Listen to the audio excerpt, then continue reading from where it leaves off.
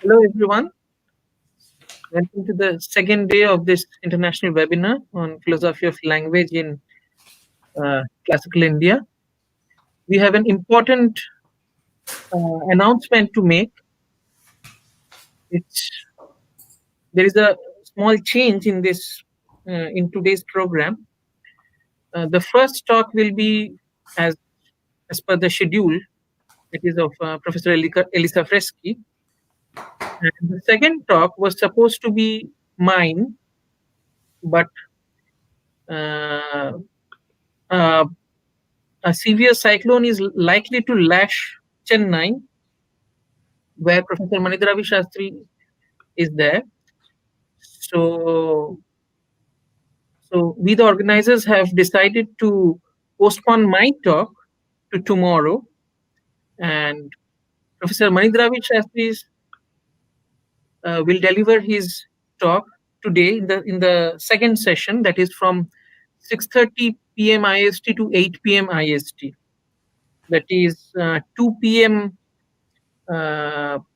European time to 3:30 p.m. European time, and it is probably 11:30 of EST to 1 o'clock EST.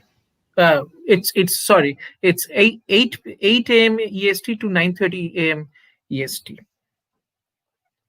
And so I'm joining now, so I missed what you said before. So I just announced that instead of my talk, today Professor Ravi Shastri will give his lecture because of a likely to be natural calamity. So with this announcement being made, I will move on to today's first talk, and I have the pleasure to introduce Professor Elisa Fresky. She is assistant professor in the Department of Philosophy, University of Toronto, Canada. She works on South Asian philosophy, more specifically on topics of epistemology of testimony, philosophy of religion, philosophy of language, deontic logic, and on the reuse of texts in South Asian intellectual traditions. She is a convinced upholder of reading Sanskrit philosophical texts within their history and understanding them through a philosophical approach. She has worked as an assistantin at the University of Vienna and as research leader of projects on Vishishtadvaita Vedanta and on deontic logic and Mimamsa at the Austrian Academy of Sciences. Apart from a large number of articles, her publications include a book called Beauty, Language and Exegesis in Prabhakara Mimamsa, including an edition and translation of Ramanujacharya's Tantra Rahasya, Shastra Prameya Paricheda, published by Brill in 2012, and another book co-authored with Professor Tiziana Pontillo, namely Rule Extension Strategies in Ancient India, Ritual, Exegetical and Linguistic Considerations on the Tantra and Prasanga Principles. This is published by Peter Lang in 2013. So the title of a talk is The Deontic Nature of Language and Its Challenge by Mandana Mishra. Elisa. Thank you very much for this very kind introduction, Sudipta. Thanks also to the organizers. Well, thanks a lot to the organizers for accommodating this webinar, notwithstanding the time zones and notwithstanding all the possible organizational challenges, which I'm sure you have been encountering. Thanks a lot, let me say, to Ramakrishna Mission, to the University of Cagliari, and to the speakers who have spoken before me, so Tiziana, Maria Piera, and Parimal. Not only because it was enlightening to hear them, but also because to listen to them, but also because basically they paved the way for anything I could say insofar as they did such a wonderful job before me. So without so much further ado, let me try to share my screen and enter my presentation. As you can notice, I had meanwhile forgotten the precise title I had communicated to Sudipta. That's why you have as title only Mandana and Prescriptive Language, and as the subtitle, Mandana and the Mimamsa Analysis of the Prescriptive Nature of Language.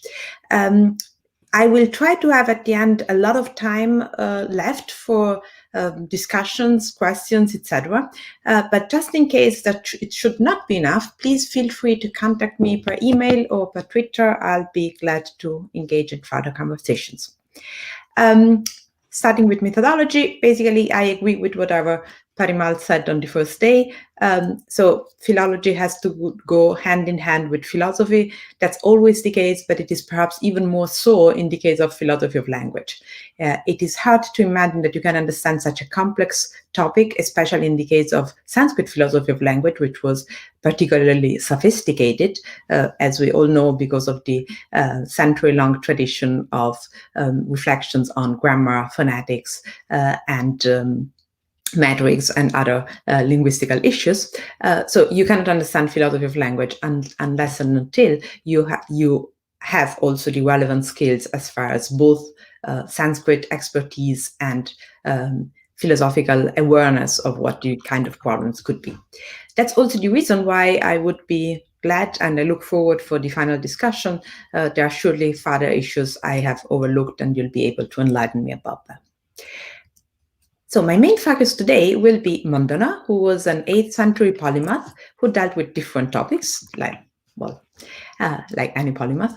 And I will focus especially on Mandana the Mimamsaka. So if you think of Mandana and in connection with philosophy of language, you'll immediately think of his Sputa Siddhi, or establishment of the Sputa, as his main contribution to philosophy of language. This is not what I'm going to focus on today. I'm going to focus on his discernment about prescriptions, also known as Vidhi Viveka, and the way it presents prescriptive language. So I will focus on what is the meaning of prescriptive sentences according to Mandana, and how this clashes or harmonizes with the Mimamsa approach to sentences, in particular to prescriptive sentences in general. We'll see that there will be some interesting challenges about it. Why should we care? That's the prayojana part of my talk. Well, prescriptive language is a tricky issue. It escapes any easy formalization, but it is essential in many cases. Just think of programming, where you need to use, to give to the computer a set of instructions about what it should do. So you need to use some form of prescriptive language. As we will see, Mimamsa authors in general and Mandana in particular has an interesting solution concerning prescriptive language and concerning the challenge to its formalization. So looking at them could be really inspiring. Now, out of the prayojana and back to the introduction, a preliminary remark might be needed about what I mean by prescriptive language. I'm sorry to interrupt you, but we can't see your screen. In case you have shared your screen, we can't see it. Oh, so the whole time.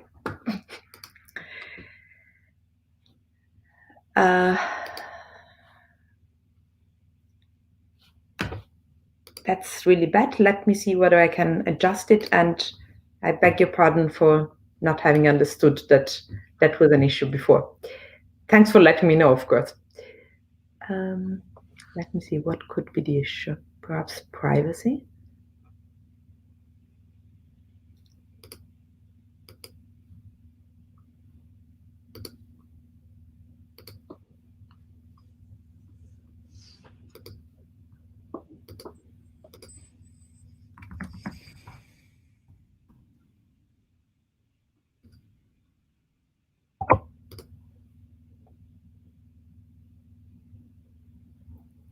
Okay, so it tells me that I have to quit Google Chrome and reopen it. So I'll do it now.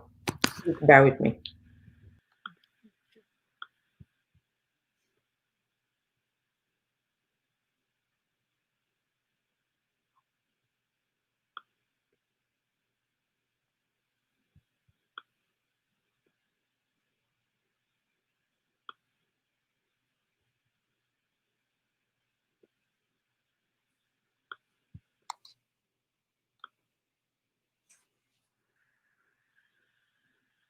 I should be back, and I'll try again. Please let me know whether it works this time.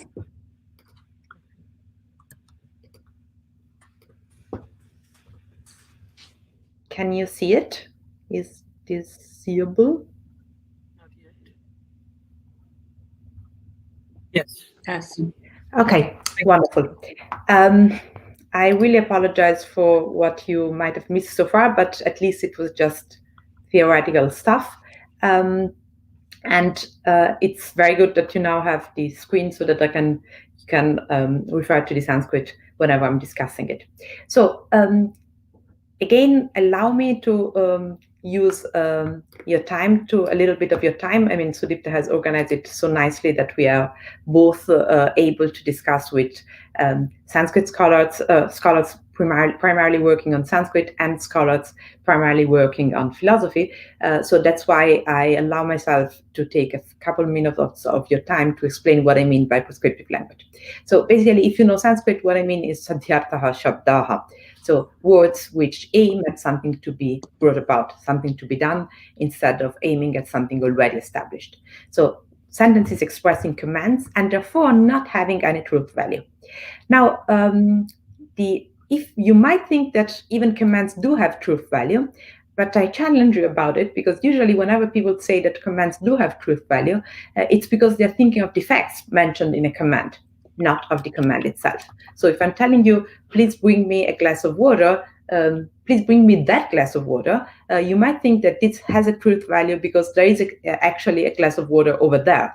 But that's not the point. You're thinking of the state of affairs presupposed by a command, namely the existence of a glass of water, not the command itself. The command itself cannot be said to be true or false, and the situation will become even more complex in the case of Vedic commands, because in the case of the Vedic commands, even the falsificability or verifiability of the facts they are discussing about will become a challenge.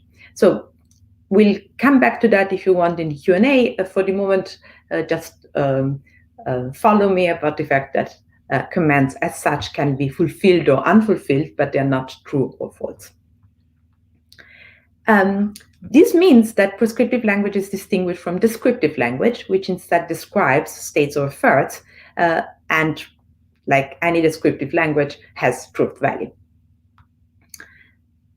In New American philosophy of language, as well as in Nyaya, descriptive language is the rule, and prescriptive language is an exception. So if you're used to Euro-American philosophy of language or linguistics, or if you're used to Nyaya, you might think of descriptive language as the basis of language, and of prescriptive language as something exceptional which might or might not occur. Well, that's something we have to correct today, insofar as in the Mimamsa school of Sanskrit philosophy, prescriptive language is instead the norm as far as the Veda is concerned, and for Prabhakara Mimamsa, which is a sub-school of Mimamsa, one of the two main sub-schools of Mimamsa, prescriptive language is the norm even in worldly language. So whatever use of language needs to be prescriptive in order to communicate something. There is no communication which goes through descriptions. Prabhakara Mimamsa authors have complex arguments about it. Their main argument is the fact that you will never be able to learn a language via descriptions. And if you need some corroboration for it, well, just think of yourself whenever you have been sitting in a country whose language of which you didn't understand, and watching TV. It happened to me several times. Once, quite clearly, because I was young and still hopeful, was sitting in an Arabic-speaking country, and I watched TV hoping to learn Arabic. Well, of course, it doesn't work like this way. Looking at the news, listening to the news in Arabic doesn't mean you learn Arabic, because what you listen via the news are just descriptive statements, and there is no way you'll get anywhere close to what this means. By contrast, if I had seen someone telling someone else, bring me a cow, and then someone else following with the cow, I would have been able to at least understand the meaning of the sentence, bring me a cow. This would have led me to understand the meaning of the sentence, bring me a horse, whenever a horse would have been brought, and slowly and step by step, I would have been able to learn more and more new words. So according to Prabhagamimamsa, the only way you can learn a language is by looking at prescriptive use of a language, which also means that only prescriptive language can be meaningful and can communicate a meaning in the Veda as well as in body language.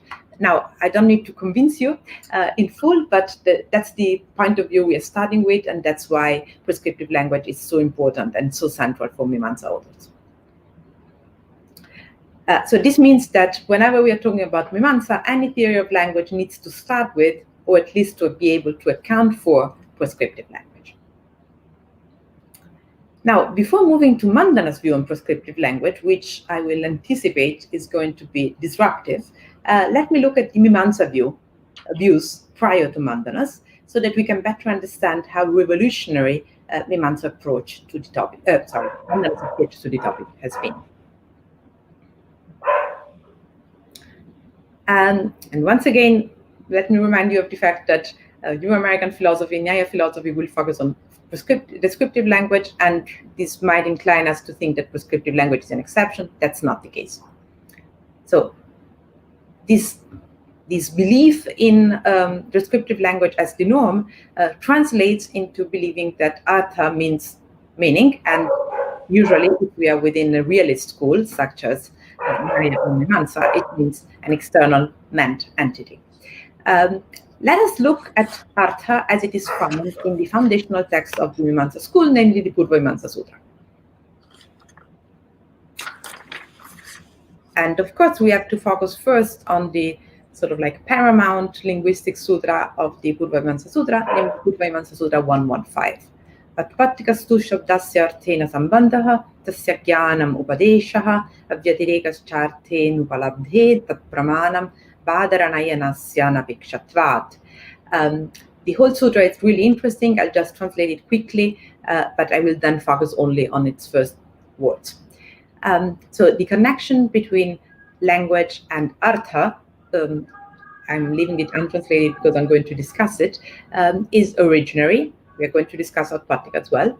The cognition of it, tasya, seems to refer to Shabda, but in fact it refers to Dharma because of the immediate context of the preceding sutras. So the cognition of Dharma is the teaching, Upadeshaha, and this is a non-deviation when it comes to an previously apprehended artha, and it is an instrument of knowledge according to Badarayana because it is independent. Basically, you can forget everything about it apart from the first words from Atpatikas to Sambandhaha, and we'll just mention once Pramanam. So the main two words we'll be talking about, and especially and the single word we'll be mostly talking about is going to be artha. So in which sense, what is the artha with which language is connected? Now, we could now start a long discussion about what atpatikaha means, which we can continue in the Q&A. At the moment, I'll just assume that I have already convinced you that atpatikaha, which I translated as originary, means siddhaha.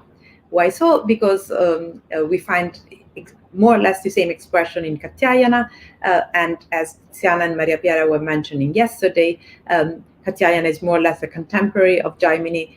There are a lot of interesting overlappings between his approach to language and Jaimini's approach to language, and in the way we understand, the way the expression is presented seems to be exactly synonymous, and the word Katyayana uses is siddhaha.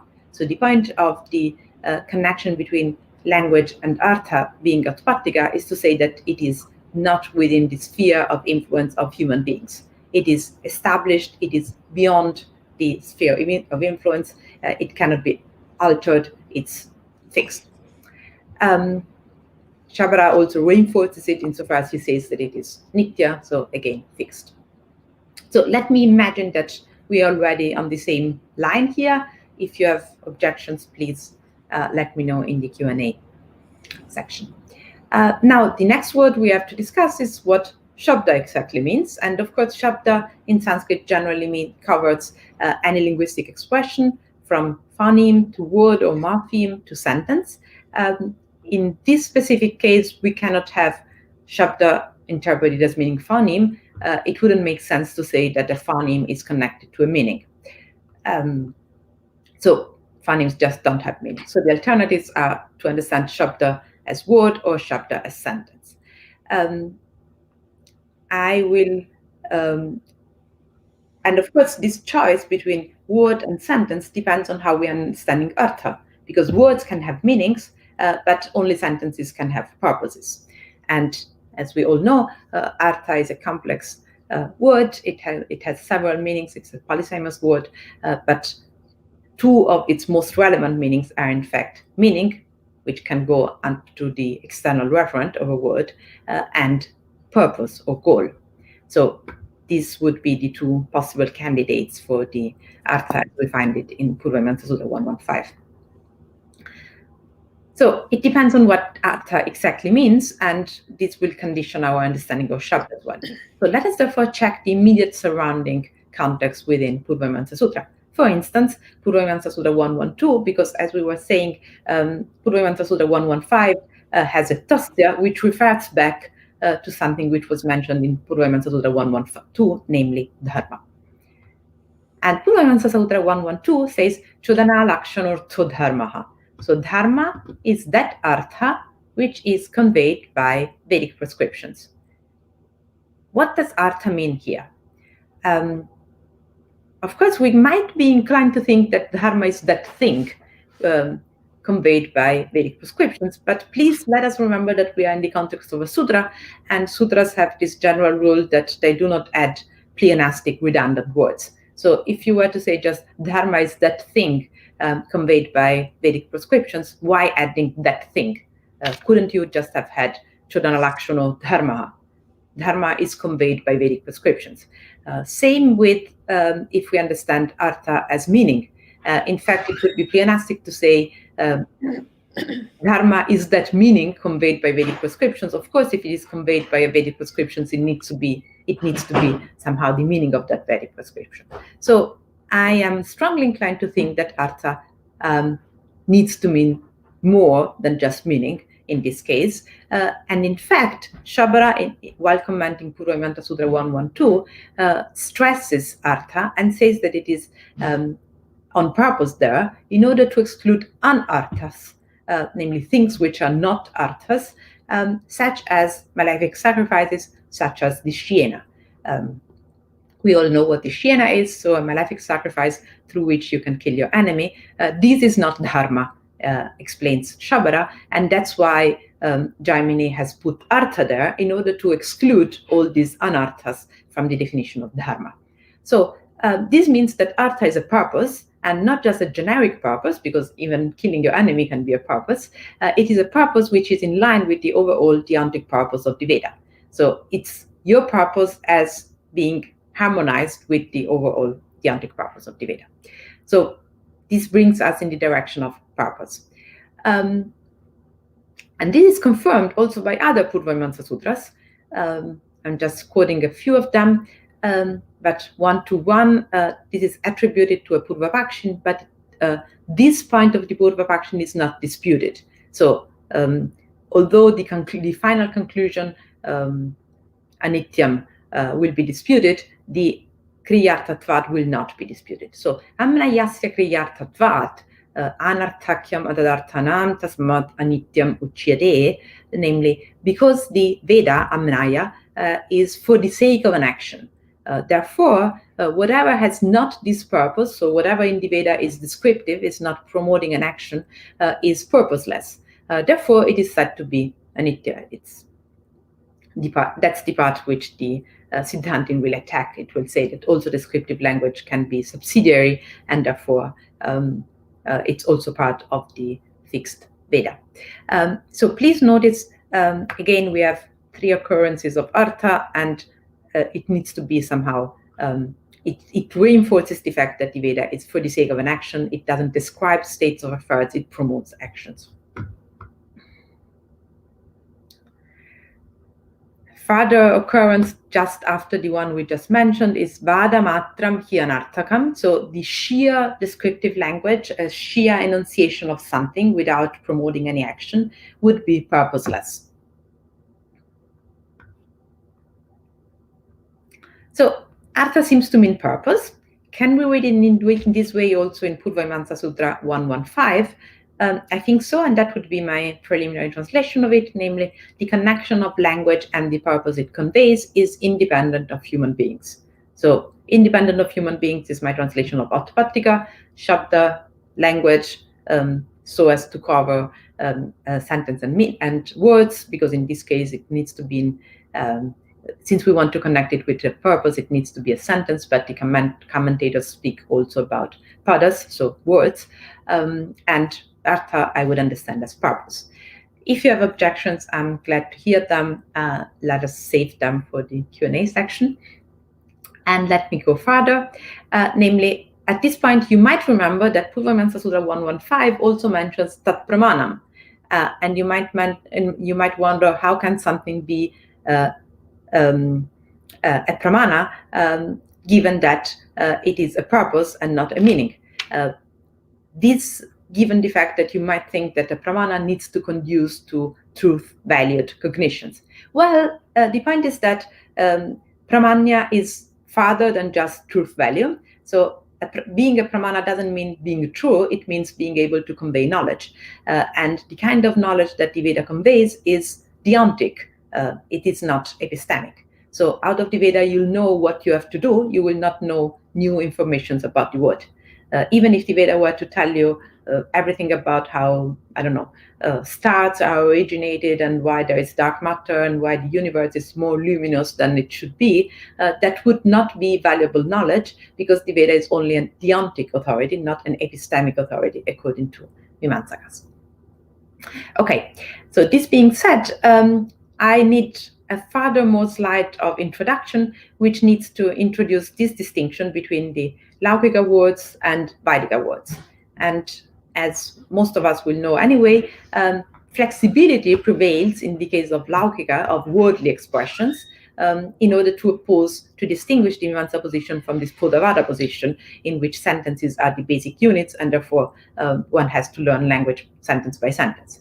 By contrast, in the case of the Vedic expressions, fixedness can prevail because Vedic sentences are given. So we don't have the problem of learning a limited amount of words in order to get to an endless amount of sentences. The amount of sentences is nonetheless anyway not endless. It's the fixed number of sentences found in the Brahmanas. Okay, now, as I was promising at the beginning, I'll now focus for a few slides on Shabara, Kumaril, and Prabhakara, so that we see what Mandana had before him and what he was somehow fighting against, and what was his background knowledge before his revolutionary approach to sentence meaning, prescriptive sentence meaning. So Shabara has this very well-known assertion about language in his commentary on 1.124, namely, samanye hi padam pravartate visheshe vakyam. So a word is conducive to an universal meaning, whereas a sentence means a specific state of affairs.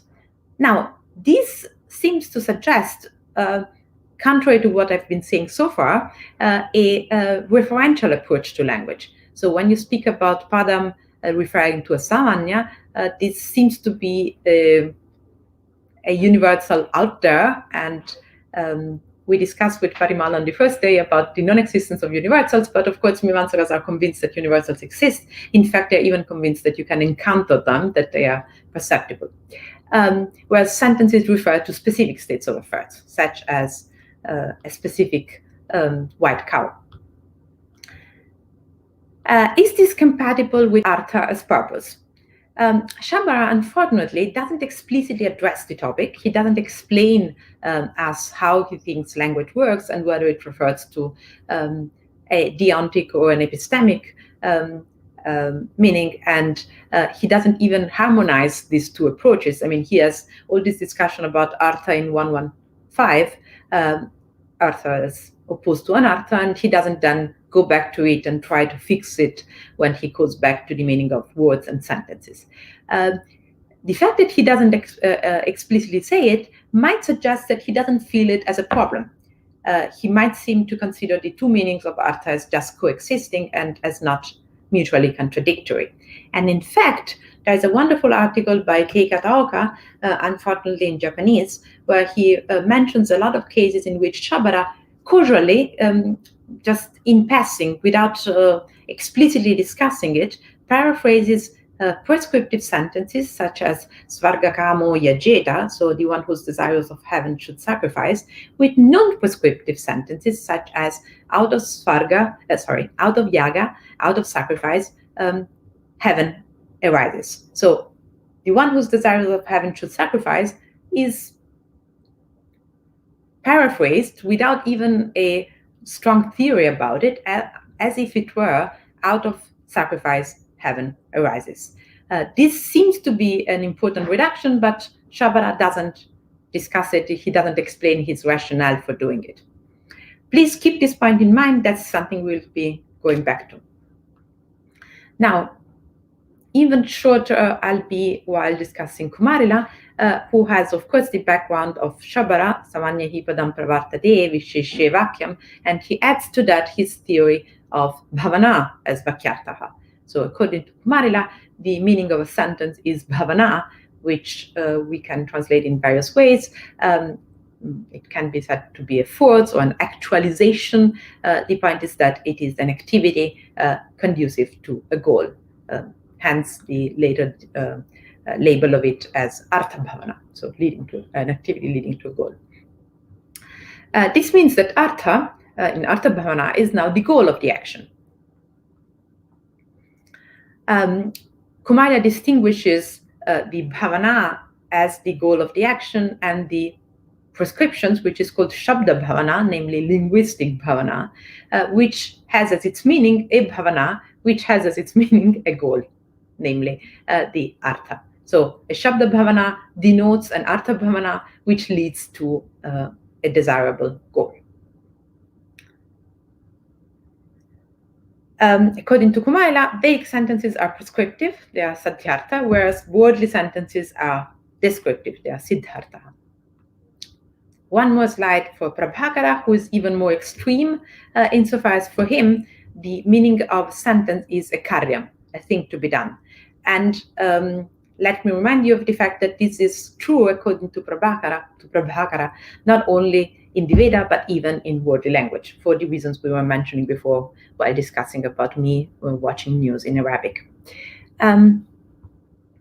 So the background, so in this case, the Artha is even more strongly connected to a dynamic goal, which is interpreted as a duty. All sentences are prescriptive and they all communicate duties. So that's the situation prior to Mandana. That's the situation at the moment in which Mandana enters the scene. Mandana's theory is that prescriptions, vidhis, are interpreted as stating states of affairs, namely a specific state of affairs, namely the connection between action and result. So prescriptions are in fact nothing but a statement about this state of affairs, namely the state of affairs that the action being prescribed is the instrument to achieve a desired result. So therefore, a sentence such as the one desirous of heaven ought to sacrifice with the Darshaburnamasa is interpreted by Mandana as sacrificing with Darshaburnamasa is a means for heaven. Let me sort of like ask you whether this reminds you of something. Does this sound familiar? And it's a pity I'm not seeing all your faces because it should. In fact, it is quite close to what Shabara had said. You remember we had these periphrases by Shabara when he said Yagat Svargo Bhavati. Well, it's Yagat instead of Yagena, but it seems very much the same thing. Is it really? Well, there's an important difference, which I'll state in a second. By the way, also Kumarila's theory somehow presupposes this equivalence because Kumarila spoke of heaven as the bhavya, the thing to be brought about, and of sacrifice as the karana, the instrument. So again, even Kumarila seems to be really close to what Mandana is doing when he's saying that sacrificing is a means for heaven. Kumarila would have agreed that sacrificing is a means, it's a karana, and that heaven is a bhavya, so a thing to be brought about. So is it really that destructive? Well, the disruptive element is that Mandana theorizes it. So he's not just presupposing it, he's doing a theory about it. So he's saying that a prescription is nothing but a description of a state of affairs.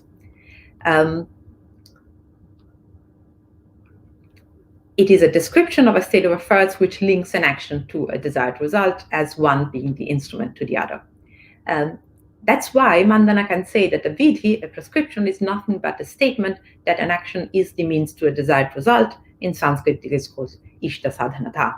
So a vidhi is the statement that the action is the sadhana for the ishta, for the desired result. What does it mean? What is the impact of this theory for linguistics and philosophy of language? So Svarga Kamuyajeta becomes Yagena Svargo Bhavati. In Kumarila, what we had was Svarga Kamuyajeta was reinterpreted as Yagena Svargo Bhavayet.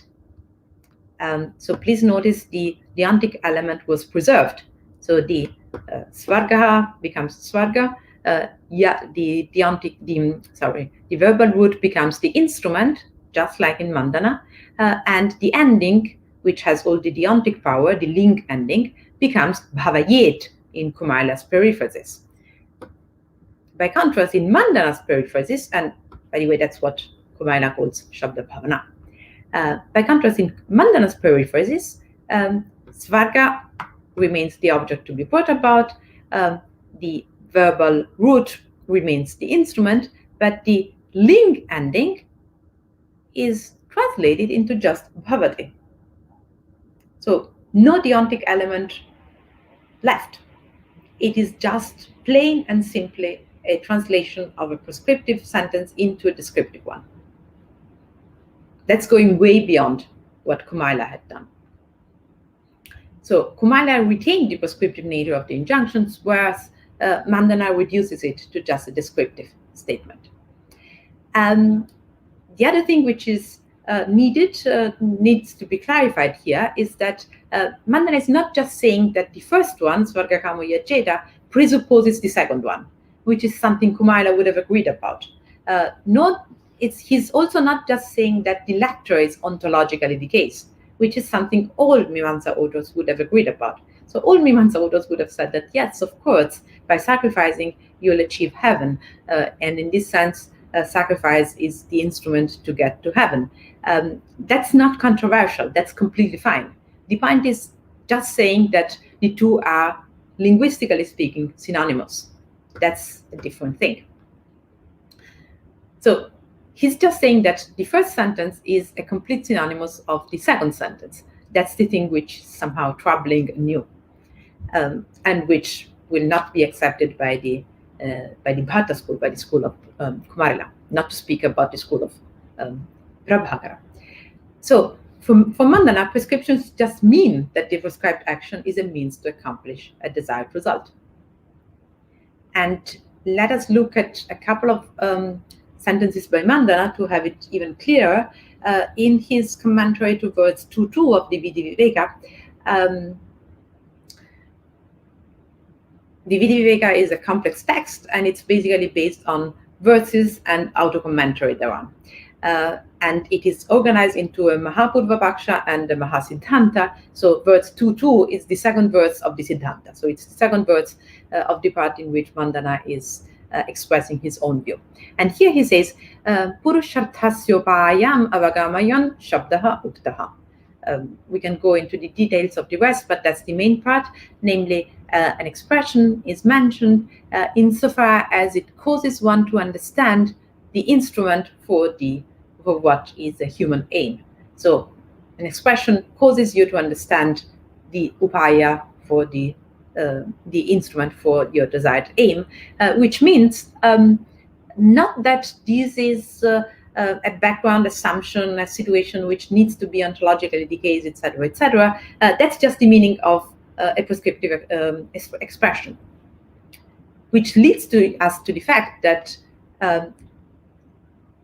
language just communicates the means for a goal. There seems to be hardly any difference between descriptive and prescriptive language.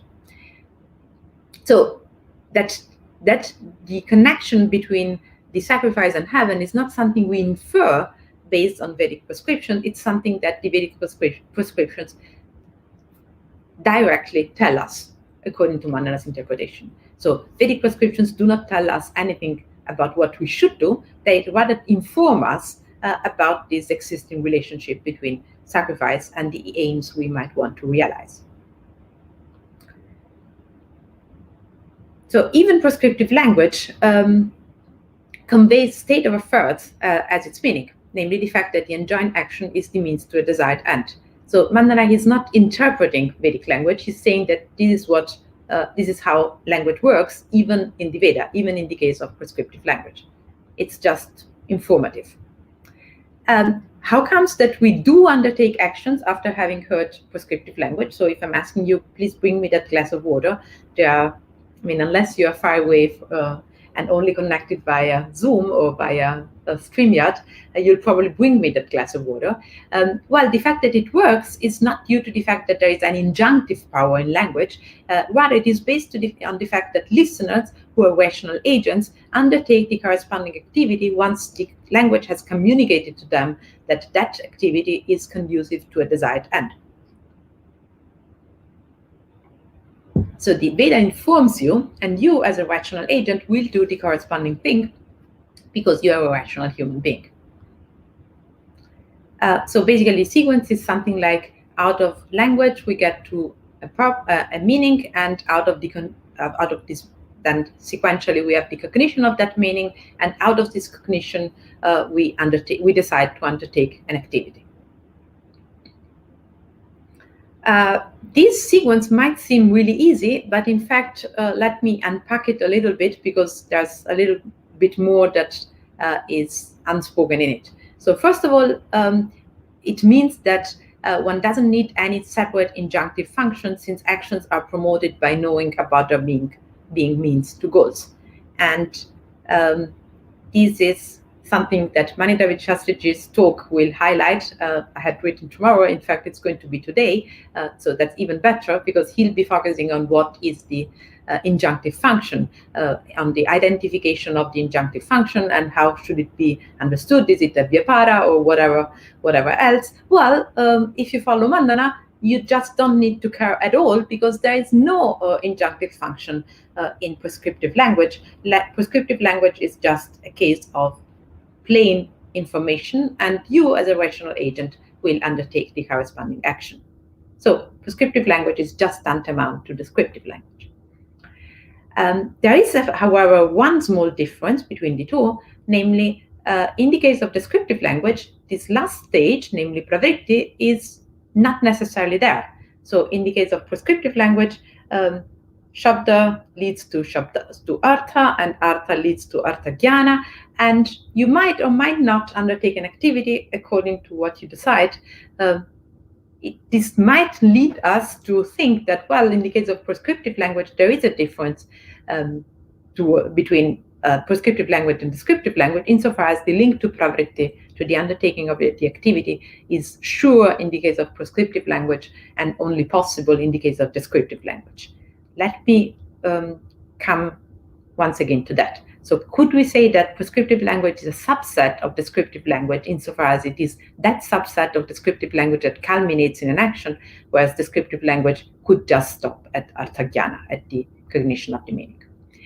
Well, not really, because the cause and to act is not a function of language. So it's not the case that prescriptive language brings you to pravritti. It's just your rational capacity as a human being that, once you have got the arthajnana, will make you evaluate pros and cons and decide to undertake the activity. So your undertaking of the activity is not caused by language. It's caused by your cost-benefit analysis once language has informed you of these costs and benefits. Well, mainly of the benefits, of course.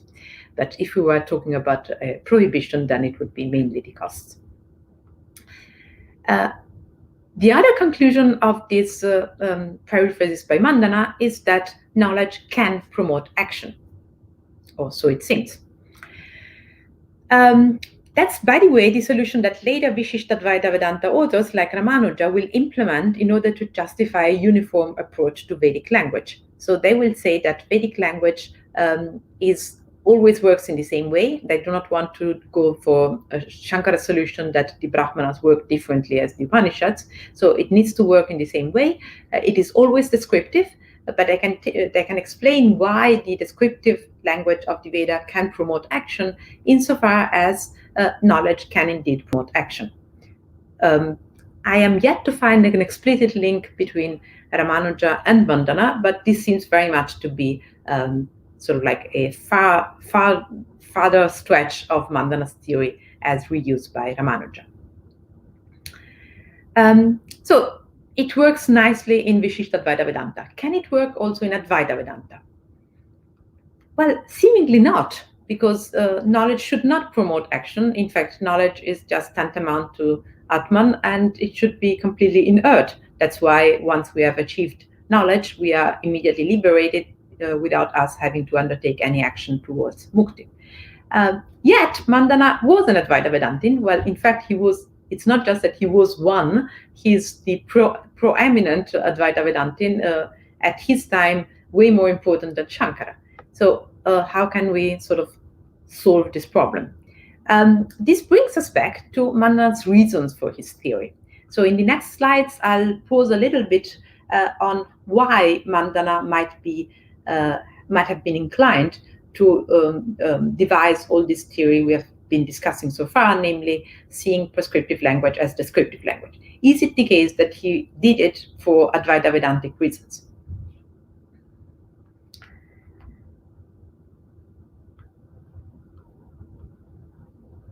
Well, there are, as far as I can see, two possible explanations.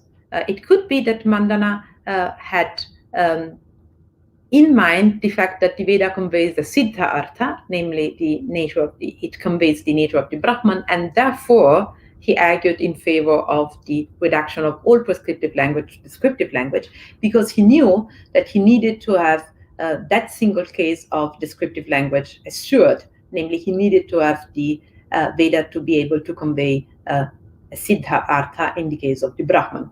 Or it could be that he had extra Vedic reasons for arguing in favor of the equivalence between prescriptive and descriptive language. That's what we are going to see.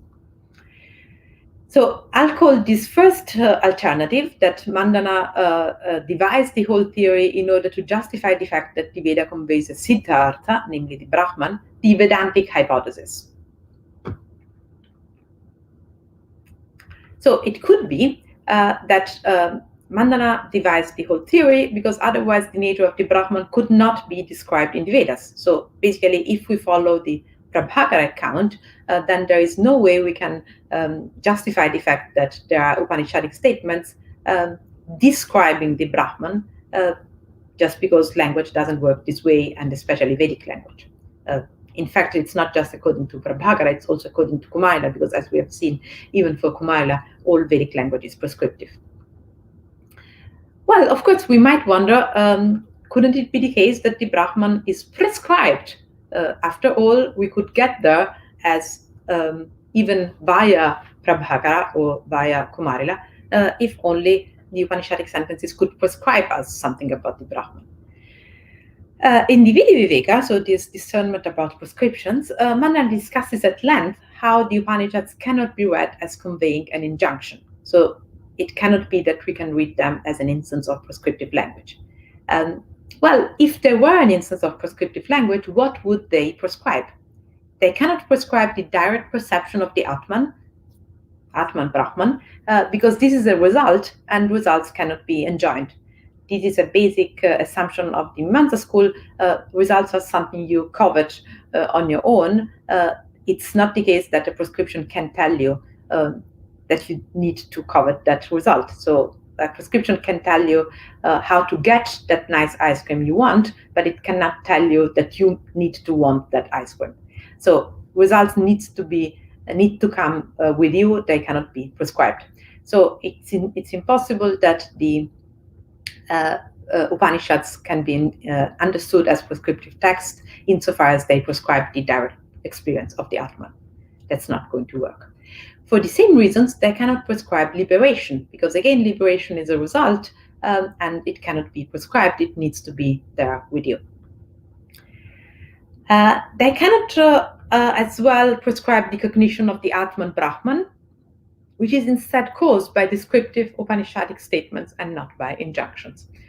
This last passage is more complex than that in Dividi Viveka. So Mandana goes via various hypotheses of prescribing a series of cognition culminating in the Atman Brahman.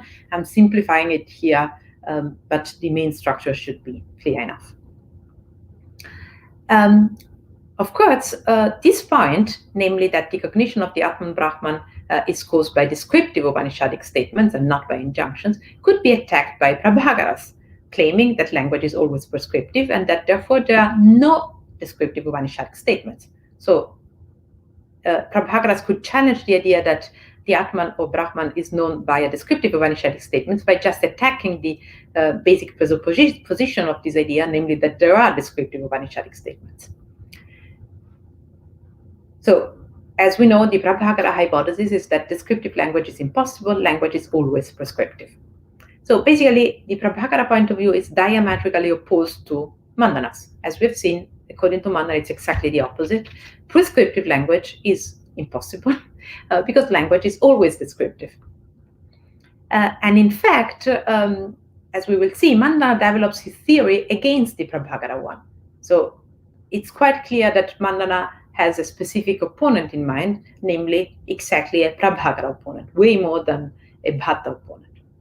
As we have seen, and let me just quickly remind you, Shambhara's and Kumaila's point of view are quite much closer to Prabhakara's point of view.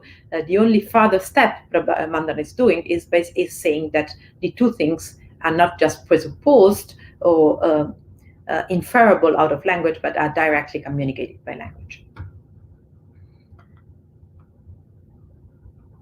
And this tradition of, let's say, enmity, this adversarial tradition between Mandana and the Prabhakara school will be continued insofar as the next great thinker of the Prabhakara school, namely Shalikanatha, will write against Mandana. So just like Mandana attacks Prabhakara, Shalikanatha will attack Mandana. So these two traditions are in a constant clash. So Mandana needs to defeat this position, the position that descriptive language is impossible and language is always prescriptive, if he wants to state that there are Upanishadic descriptions about the Brahman. And here he has an ace in his sleeve, or as people say in North America, he has an ace in his hole, because he can justify this last step, namely the justification of descriptive statements, because descriptive statements are found in clear instances in ordinary language, for instance, in the Mahabharata and in other stories. So, as we have seen at the beginning, Prabhakara thinkers try to reduce every kind of descriptive language, even in the word, to instances of prescriptive language. While Mandana has a case which cannot be reduced to prescriptive language, namely tales or nice stories which we listen to without them having anything prescriptive, just because it's fun. So I can tell you a nice joke or a story about, I don't know, a South Korean soap opera I watched yesterday night. I'm making it up, of course. And there is nothing prescriptive about it. It's not that I'm asking you to eat South Korean food or anything. It's just because it's interesting and entertaining. So the presence of this kind of literature is an evidence of the fact that descriptive language is possible.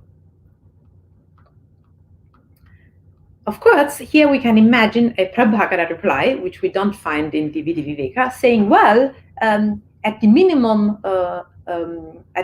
level, a descriptive statement such as P is Q could be interpreted as a prescriptive statement in the form of you should know that P is Q. But does it work in fiction? Because in fact, in the case of fiction, in the case of mathematics, I could be telling you there is no the set of prime numbers is not finite, and I could interpret this statement as asking you to believe that the set of prime numbers is not finite. But in the case of fiction, I'm not even asking you to believe it. I'm not even asking you to know it. So the case of fiction is, according to Mandana, a final evidence for the existence of descriptive language without any prescriptive underlying condition. So let us say that we agree with Mandana, and we have completely defeated the Prabhakara point of view. So we can get back to this Vedantic hypothesis concerning Mandana's understanding of language. So Upanishadic statements cannot enjoin the direct perception of the Atman, nor liberation, nor can they enjoin the cognition of the Atman Brahman, which is instead caused by descriptive Upanishadic statements. Therefore, that would be the conclusion, the Brahman can only be known through descriptive language, because there is no way we can get to the Brahman via interpreting the Upanishadic statements prescriptively. They have nothing they can enjoin.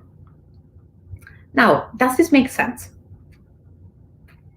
And again, I'm sorry I cannot see you, because I think it doesn't. I think it's circular.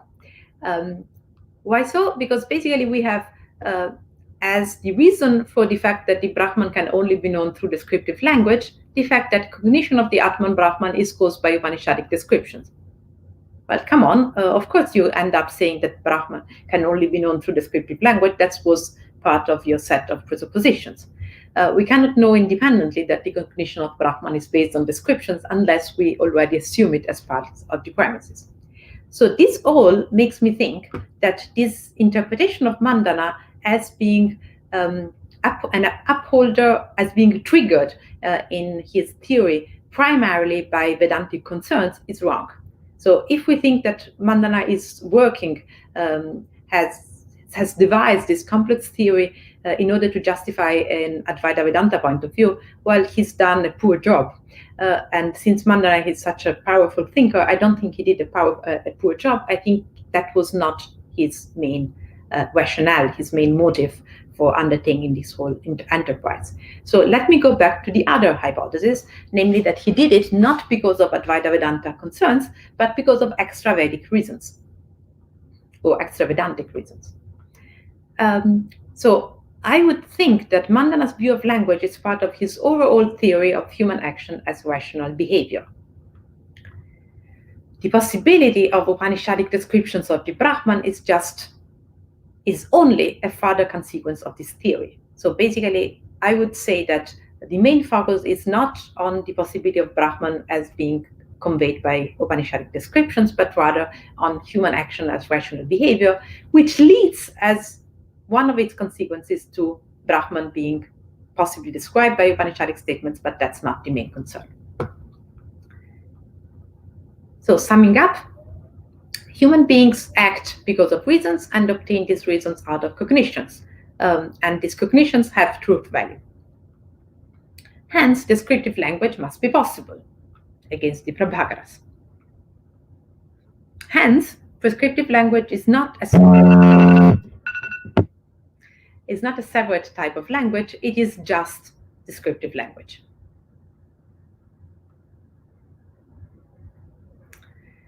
And has therefore truth value. This brings as a last consequence that it is possible to obtain cognition of the Brahman or Atman out of descriptive Upanishadic statements.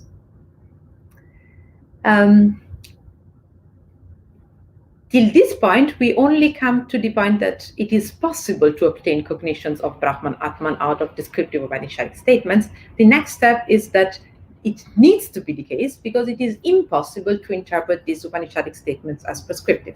So basically, so far, we have only come to the point that it would be possible, but it's not just that it would be possible, it is in fact impossible to think otherwise because of what we have seen before, namely that Upanishadic statements cannot be understood as prescriptive because there's nothing they can enjoin.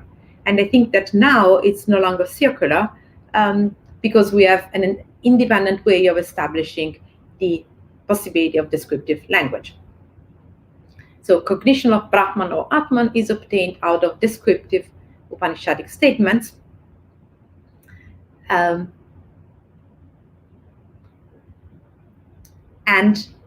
the last point, I just wanted to stress once again, it is obtained out of descriptive Upanishadic statements, which therefore can be understood as truth conducive. So the Brahman or Atman is not something that we know as in the case of prescriptive language as something to be brought about, but as something really existing and as something about which we can have a yathartha kind of cognition, namely we know it as it is, and this is the kind of knowledge which is conveyed to us by Upanishadic statements. Now that's just a small little point I still want to discuss with you, namely you might remember that among the conclusions, there was the point that knowledge can promote action. That was my point B several slides back. And I was wondering whether this would clash with Advaita Vedanta's presuppositions about action. Now, I might need your help here because I'm not an expert on Advaita Vedanta, but I'll tell you my view. So in Advaita Vedanta, knowledge is quality of the self, from a worldly point of view, or it is ultimately identical with it, hence it cannot promote any change, so it cannot promote action. Should this clash against Mandana's claim that knowledge can promote action? I would say that it doesn't, again, because of number one, humans act because of reasons. So it is not knowledge alone which is the trigger of action, but human rationality, which is, as we were saying before, based on a means and calculation. Once again, I'm glad to hear your voices about it. So, as a summary of what I've been saying so far, the cognition of Brahman and Atman is obtained out of Upanishadic descriptions. Descriptive language is possible, prescriptive language is just descriptive, and knowledge can promote action, and that's not too bad for the Advaita Vedanta point of view, because this depends on human beings' rationality, on the buddhi, and not on the nature of knowledge.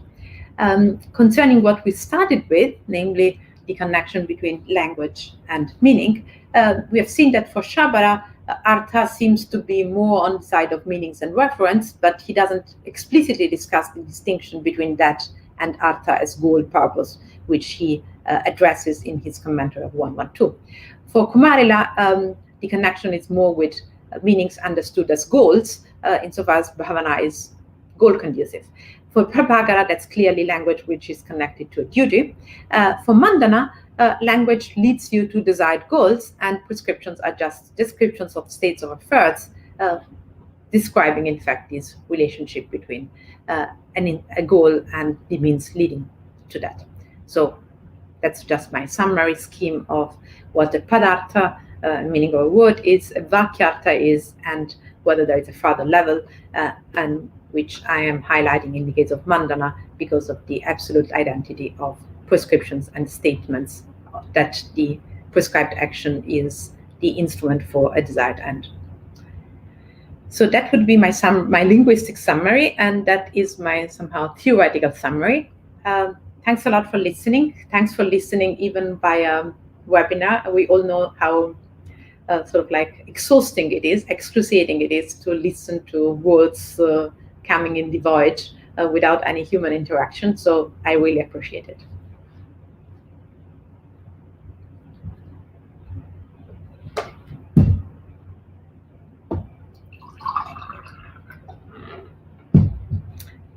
Sudipta, you might be speaking, but I'm not hearing you.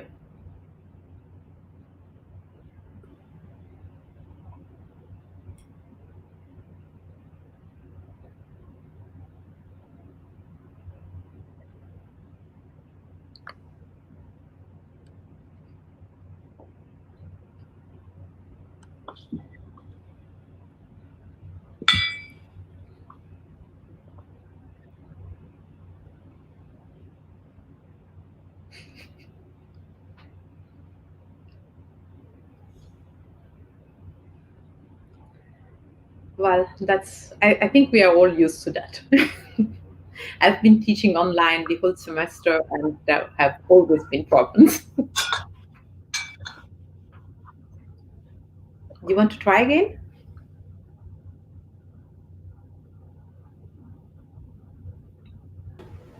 No, it doesn't seem to be working well.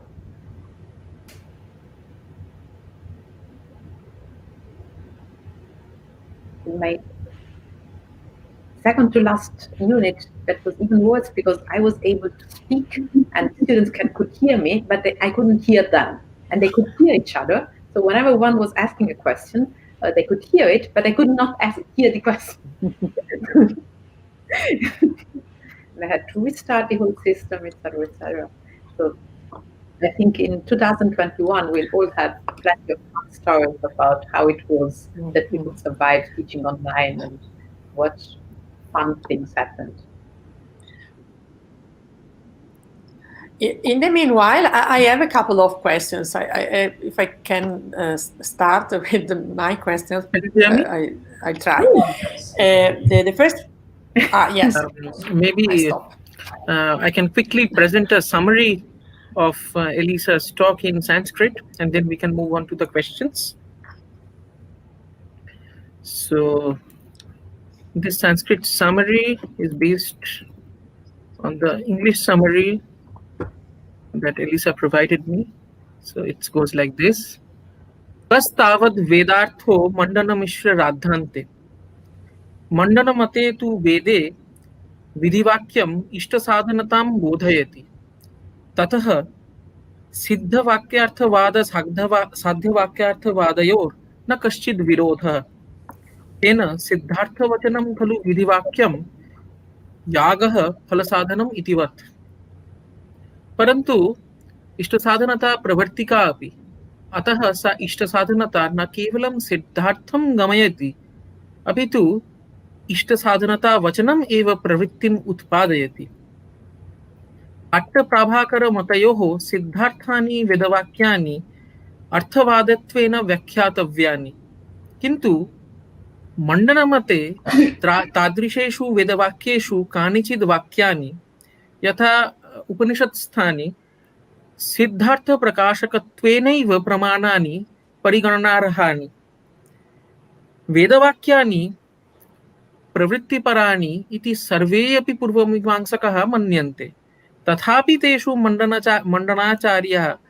विशिष्य मन्यन्ते यत् तादृशानि वाक्यानि ज्ञानप्रतिपादनपूर्वकानि एव प्रवृत्तिपराणि भवन्ति अनेन ज्ञानस्य कर्माप्रयोजकत्ववादिभ्यः Shri शंकराचार्येभ्यः सुमद् भिद्यन्ते Shri मंडनमिश्रः.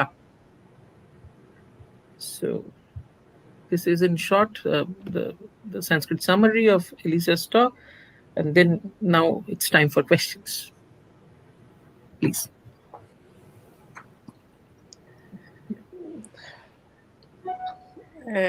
If I can try to submit to Elisa a couple of questions. I'm ready.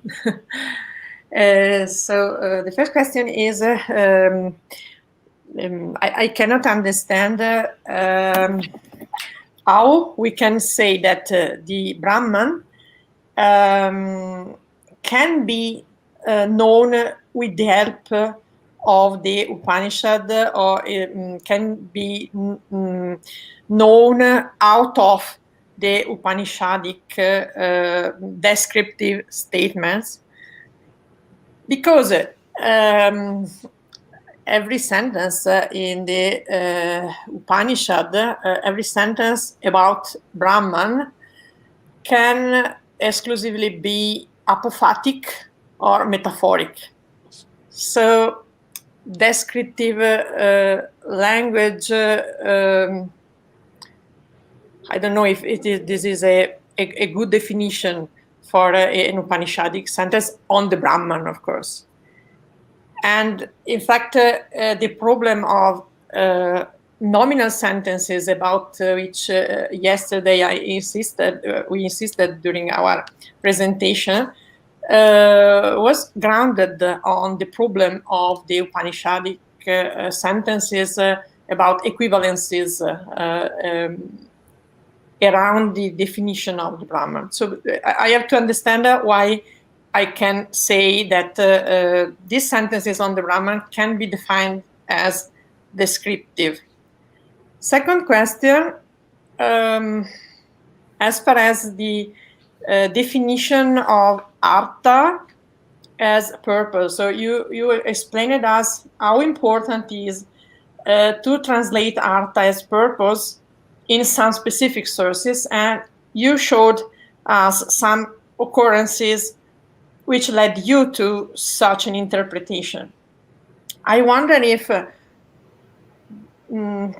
these occurrences and the data which led you to advance such an interpretation of artha as a purpose could be rather directed towards the effectiveness of artha with respect to a mere sense as a referent. I mean, if we consider artha or within a purely linguistic perspective, and we consider that artha is a sort of result of a specific segmentation of reality. I mean, shabda and artha are connected, and artha, in particular artha, is the effect of a specific way of seeing or envisioning the reality, so that it is a sort of filter, the shabda, but also the artha level with respect to the reality, because artha is a sort of door through which the word can have access to the language or to the communication.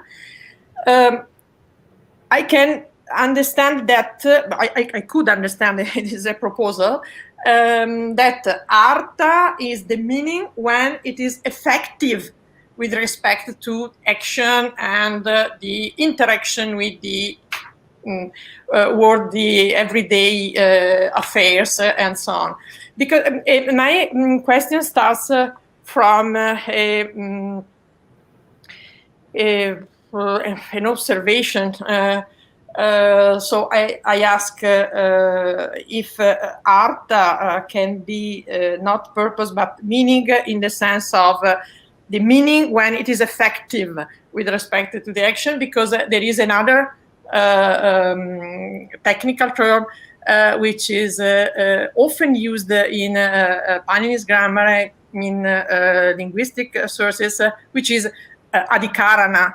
So when I need to express the object of language in the sense of the substratum of shabdas, and I need to focus on the extra-linguistic referent, what is really what is actually part of the reality, I use adhikarana, not artha. But generally, we use artha because it is because grammar and linguistic reflections on the language focus on this filter between the reality and the communication, which is the artha, in the sense of something which is effective with respect to the actions, not what is described because it matches, it corresponds to the reality. So I have to understand why I cannot stop at this level, the effectiveness of the meaning, and not the purpose. So I hope that I managed to to explain my point, my problems. Thank you. Well, many thanks, Tita. These were two fantastic questions, as usual, coming from you. So I'll try to do my best. So concerning the first question, so how do we know the Brahman? That's such a cool question, because the problem is that that's a general problem which is approached by many Mimamsa authors, namely, how do we know the meaning of Vedic sentences? And of course, the only way we can know the meaning of Vedic sentences is via wordly sentences. So we have to somehow work ex hypothesis out of the assumption that Vedic language means the same as wordly language, because otherwise we would have no access at all to it. And this is particularly challenging when it comes to things which are only Vedic. For instance, in the case of the Prabhakara, this apurva karya, so this sort of like duty which has nothing preceding it, which is what the Veda enjoins. The solution, so it seems that there is no way you can know about it because it's only in the Veda. The solution that Prabhakara authors suggest is that we do know about Kriya Karya, about karyas which embody themselves into actions in the case of wordly communication. So I can tell you, bring me a glass of water or whatever. And this is a Kriya Karya, so a Karya which is embodied in the action of bringing. And since you know that, you'll be able to understand also the Apurva Karya in the case of the Veda. So you'll have sort of like a further step, but your way is paved towards the understanding of the Apurva Karya. So in the case of the Brahman, I can see two possible explanations. Namely, either you go this way and you say that you have some knowledge of the Brahman. That's something that Shalivanatha says in his discussion with Mandana, with a Mandana-like opponent. Namely that, Sudipta, please leave the sentence, the question there, otherwise I'll forget it. So one point would be that to say that Brahman is known to us in everyday experience via Atman. We do have our experience of the Atman, and therefore the Brahman being close to the Atman can be achieved in this way. So that's one possibility. The other possibility is to say that we are able to understand descriptions of the Brahman which are found in the Upanishads, although all these descriptions, each word has to be understood metaphorically. You spoke about hypothetically, well, the solution is to say, well, it is metaphorical. So in the case of Sat Chit Anantam, sorry, that's the standard description, we cannot understand it as a literal definition of the Brahman, otherwise we would be superimposing limitations to it, etc., but we can understand it as a metaphorical description of the Atman. Of course, this leads to a further challenge to the Prabhakara point of view, namely you have to imagine that it is possible to have a sentence in which all words have to be understood metaphorically. And that's exactly something the Prabhakara theory of sentence meaning cannot accept. So according to the Prabhakara theory of sentence meaning, you can have one single word which is to be understood metaphorically, or even more than one, but these are added at the end of the sentence, whereas the bulk of the sentence needs to be non-metaphorical. The challenge to that, the suggestion in this direction is that no, this is possible. There is a wonderful article by Hugo David thereon, so I will not repeat it because I would not be able to add anything other than sort of like parroting what Hugo had said, but I mean, you're really spot on. Concerning your second point, I mean, we have to discuss it further because I think the discussion about art is really interesting. And one of the things which triggered me to start thinking about it was one discussion we had many years back about Sartaka and Nirartaka in Panini, and how this cannot mean having a referent, and how this sort of like shakes the easy equivalence of artha with the external object, which is meant by words.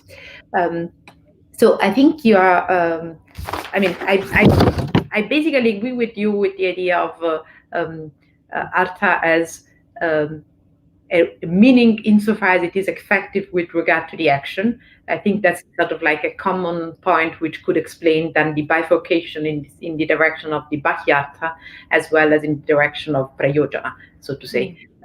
I just imagine that this polarity can be sort of like stressed in one or the other direction according to the context. And of course, when you're discussing philosophy of action, then the polarity of goal-orientedness is stronger. But yeah, I think that's a very good suggestion. Sudipta, I know there was a question, but I was not quick enough to read it while I was speaking. Oh, thank you so much.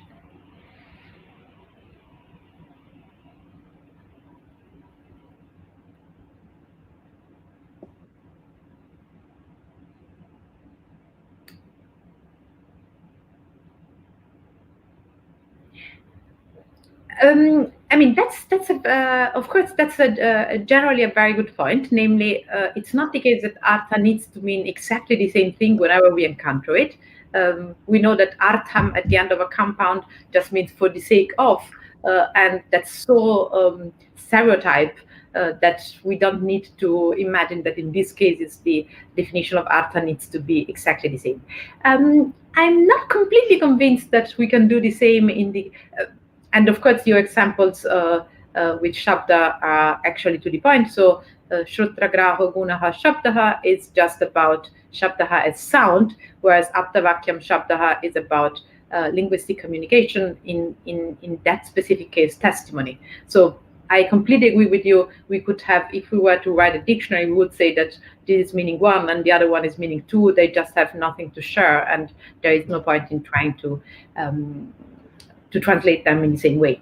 In the case of the Purvamimamsa Sutra, I am not completely sure that this is the case. I think that the whole enterprise of the Purvamimamsa Sutra is about explaining how Vedic language leads to action. So I don't think that you can have Shabdasya Arthena Sambandha just about meaning. I see why people can read it this way, because they read the Purvamimamsa Sutra, so the beginning of the Purvamimamsa Sutra in isolation, and think of it as a treatise about language, epistemology, etc., this seems to me a way of sort of like having out of focus what is the overall purpose of the sutra, once again explaining the connection between Vedic language and action. I hope this answers your question. Otherwise, please fight back.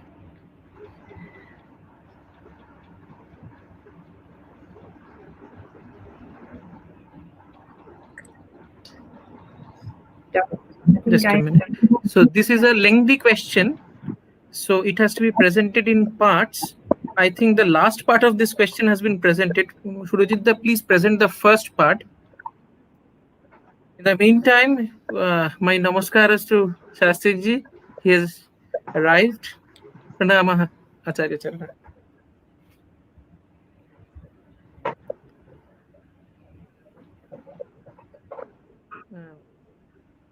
Shurajitda, please pose the first question, first part of the question. Oh. Yeah.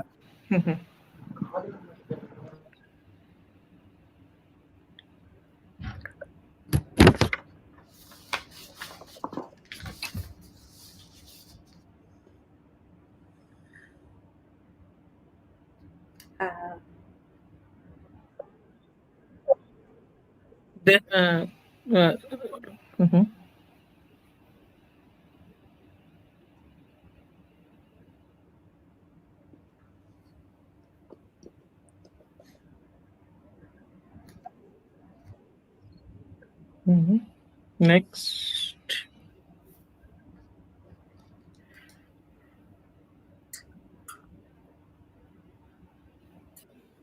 Yeah, thanks a lot. That's a very good point. So basically, you're saying that when I was discussing about the possible clash between Mandana and the Advaita Vedanta point of view, insofar as the connection between knowledge and action, this is just not a problem at all, insofar as Vritti Jnana can promote action, and therefore there is no problem.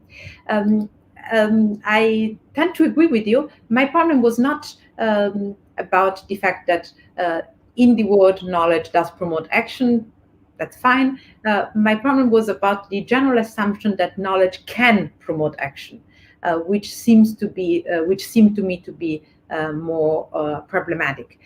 As you might remember, my solution was that this is mediated by human beings' rationality, and of course, I agree with you. It also helps that we are talking about loka. We are not talking about atma-jnana as being pravartika. And the last part of yeah. Now I'm not completely sure about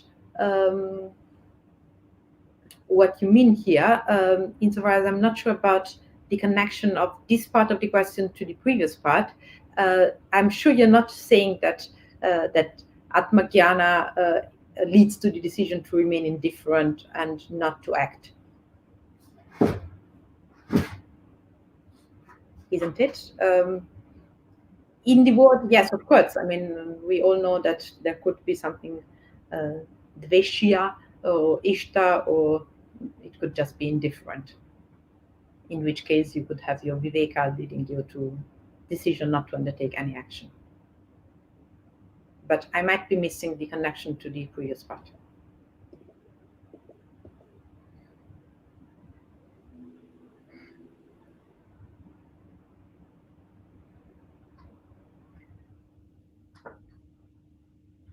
Once again, we'll have fun stories to tell about how hard it is to ask questions when there is no like eye contact, and it's not easy to just say, yeah, I'm not. Yeah.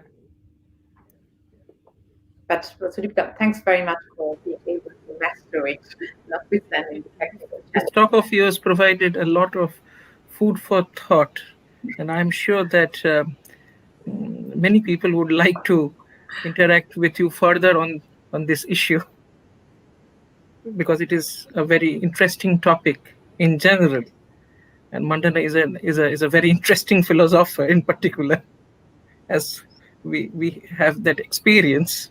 Yeah, exactly. I'm glad to continue arguing about how much knowledge can promote action, and how could we understand Artha in Mantra, and whether Mandana is really revolutionary or not. Especially the distinction that you showed between Kumarila's paraphrase of Swargakamo Yajeta as Yagena Swargam Bhavayet, and Mandana's paraphrase of it as Yagat Swargo Bhavati is especially interesting for me.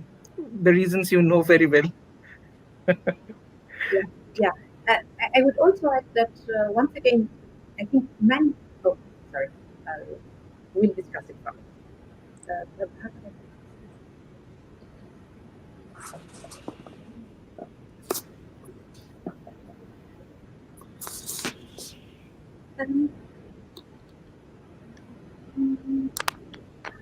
I mean, I am once again. It's pity we cannot just speak, but I'm not sure that it is the point. I mean, the point seems to be really that no descriptive statement is independently able to convey knowledge.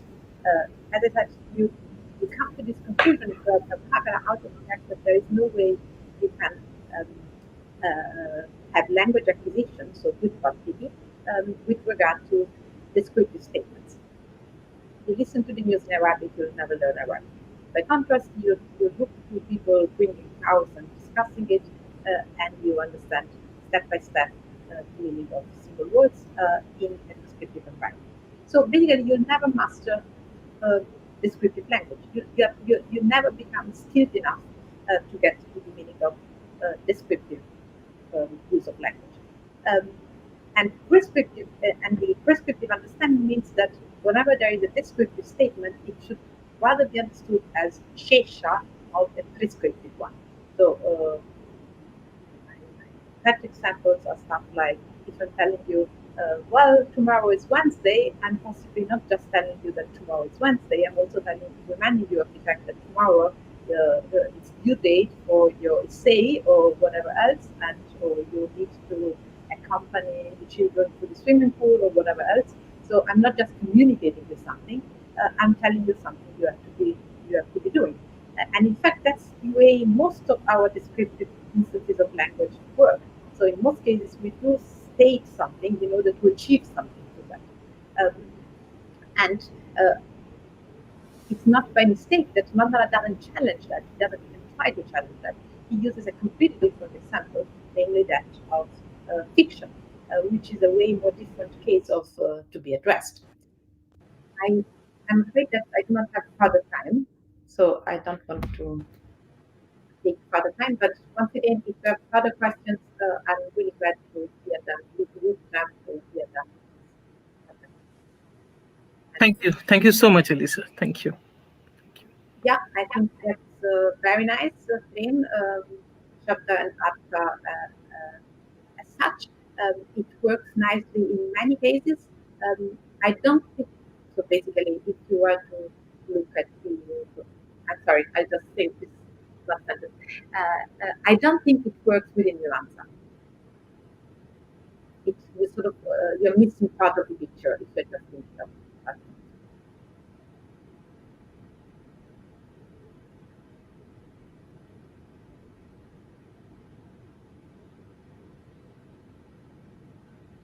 Once again, because language is part.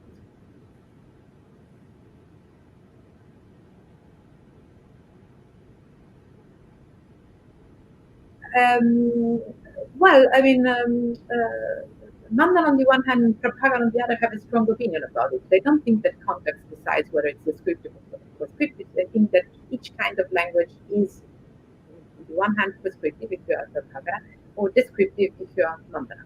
So, no, it might look prescriptive, but in fact, there is nothing like prescriptive language. It's always a description. So, what looks like a prescription is in fact telling you that the action shown is means to be desired. And it's the Mandana. With this, we come to the end of this talk. I would like to thank Elisa very much for this very interesting and very stimulating talk. And now we move on to the next talk. What should I say about Shastriji? He needs no introduction, but he's a living legend. But still, I am entrusted with the duty of introducing him. So I will say a few words. So the title of his talk is Kumarila Bhatta Khandadevayor Vidyartha Vimarsha. So now I would say Dr. R. Manidravi Shastri is professor and head of the Department of Purva Mimamsa, Madras Sanskrit College, Chennai, Tamil Nadu, India. He specializes in Purva Mimamsa, Advaita Vedanta, Nyaya, and Vyakarana. He received his PhD for his thesis on the application of Mimamsa principles of text interpretation to Advaita Vedanta texts.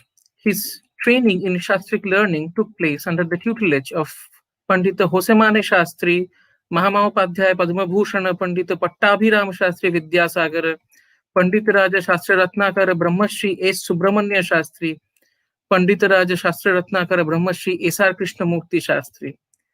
As a recognition of his scholarly distinction, Professor Manidravi Shastri was awarded the Maharshi Badarayana Vyasa Sammana by His Excellency, the President of India, in 2003.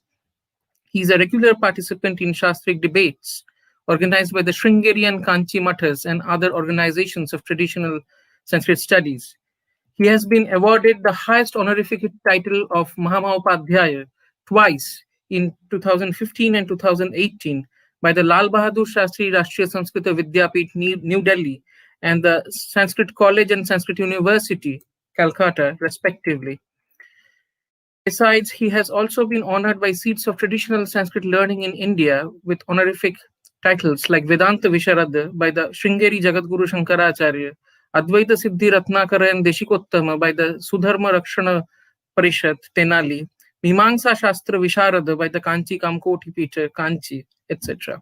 He represents a very special lineage of Mimamsa studies of India, namely the Mannadgudi Mimamsa tradition, started by Mahamahopadhyaya Sri Tyagaraja Advarindra and carried forward by Mahamahopadhyaya Mimamsa Kanthirava Vaidyanatha Shastri, Panditaraja Shastra Ratnakara S. Subramanya Shastri, etc. His publications include an original Sanskrit exposition on the Tarkapada of Parthasarathi Mishra's Shastra Deepika, an edition of Dvasuparna iti Shutyartha Nirnaya and Kayashodha of Brahmananda Suri, an edition of Shikharini Mala with the auto commentary Shivatattva Vivek of Apya Dikshita and the super commentary Shivatattva Viveka Deepika of Mahamahopadhyaya Tyagaraja Advarindra, and with notes of his own in Sanskrit. Idanim prarthate kripaya arabhyatamiti. Mute asti.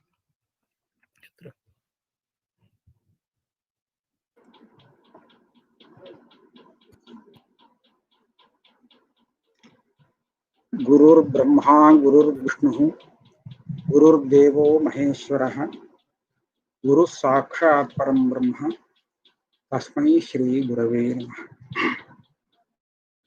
मूकं वाचालं पङ्गुं लङ्घयते गिरिं यत्कृपातमहं वन्दे परमानन्दमाधवम्। विशुद्धज्ञानदेहाय त्रिवेदी दिव्यचक्षुषे श्रेयः प्राप्तिनिमित्ताय नमः सोमार्धधारिणे। नमो नमः समागतेभ्यः सर्वेभ्यः विद्वद्भ्यः। मम इदानीं प्रवचनार्थं विषयः दत्तः अस्ति कुमारिलभट्ट खण्डदेवयोः विध्यर्थविमर्शः इति। यद्यपि एतस्मिन् विषये अन्वेषणे क्रियमाणे बहवः विषयाः समायान्ति विचारणीयाः, तथापि परिमिते काले यावन्तः विषयाः स्वीकर्तुं शक्याः तावतः विषयान् अहम् अत्र निरूपयामि। प्रथममेव प्रतिज्ञा क्रियते सर्वे विषयाः निरूप्यन्ते इत्युक्ते कदाचित् प्रतिज्ञायाः भङ्गः सम्भाव्यते। अतः कियतः विषयान् निरूपयामि इति आदौ मया न प्रतिज्ञायते। कृपया अहं क्षन्तव्यः। अत्र प्रारम्भे अस्माभिः इदम् एकम् अवगन्तव्यमस्ति। पूर्वमीमांसा शास्त्रं यत् जैमिनिमहर्षिणा प्रणीतं तत्र अथातो धर्मजिज्ञासा इति प्रथमं सूत्रं। तेन सूत्रेण धर्मविचारशास्त्रस्य अस्य नाम पूर्वमीमांसाशास्त्रस्य विषयादिसम्भवात् आरम्भणीयत्वं निरूपितं। तदुत्तरं सूत्रं चोदनालक्षणोऽर्थो धर्मः इति। तेन सूत्रेण विचारविषयस्य धर्मस्य लक्षणं तथा धर्मे प्रमाणम् इदं द्वयं निरूप्यते। तत्र लक्ष्यते अनेन इति लक्षणम् इति व्युत्पत्त्या लक्षणशब्दः प्रमाणपरः अस्ति। चोदनाशब्दः अस्मिन् सूत्रे विधिवाक्यपरः भवति। शाबरभाष्ये अयं चोदनाशब्दः व्याख्यातः चोदनेति क्रियायाः प्रवर्तकं वचनमाहुः। तर्हि चोदनापदेन अत्र किं ग्राह्यं? सम्पूर्णं विधिवाक्यं। कुमारिलभट्टपादैः अस्यैव विवरणं कृतमस्ति। किमादि अपेक्षितैः पूर्णः समर्थः प्रत्ययो विधौ तेन प्रवर्तकं वाक्यं शास्त्रेऽस्मिन् चोदनोच्यते। अस्मिन् शास्त्रे चोदना इति शब्देन सम्पूर्णं विधिवाक्यम् उच्यते। विधिवाक्यस्य पूर्णता नाम का भवति? अग्रे एतद् विवेचनीयमस्ति। अंशत्रयोपेतत्वं भावनायाः सिद्धं चेत् तदानीं पूर्णता भवति विधिवाक्यार्थस्य। अयं विषयस्तु अग्रे किञ्चित् निवेदयिष्यते अथवा अन्यत्र विचारासक्तचेतसा यदि न निरूप्यते तदा प्रश्नकाले निरूपयिष्यते। अस्तु, इदानीं चोदनाशब्देन विधिवाक्यं समग्रं मया विवक्षितमस्ति। अस्मिन् शास्त्रे विवक्षितमिति ज्ञातं। परन्तु यत् शीर्षकं गृहीतमस्ति विध्यर्थविमर्शः इति, तत्र समग्रविधिवाक्यार्थविमर्शः इति न विषयः अस्ति। किन्तु विधिवाक्ये यः यजेत इत्यादौ प्रत्ययभागो वर्तते, लिङादिप्रत्ययभागः, तस्यैव अर्थविवेचनम् इदानीं प्रकृतो विषयः। सम्पूर्णविधिवाक्यस्य अर्थः इदानीं विवेचनीयो विषयः नास्ति। किन्तु लिङादि प्रत्ययस्य यः अर्थः अर्थविशेषः सः अर्थविशेषः इदानीं निरूपणीयः अस्ति। तर्हि एतस्य निरूपणस्य कृते मया प्रारम्भे त्रीणि वाक्यानि कुमारलभट्टानाम् उपस्थाप्यन्ते। तत्र अर्थवादाधिकरणे कुमारलभट्टानाम् इदं वाक्यमस्ति, इह हि लिङ्गादियुक्तेषु वाक्येषु द्वे भावने गम्येते, शब्दात्मिका च अर्थात्मिका च इति इदम् एकं वाक्यम्।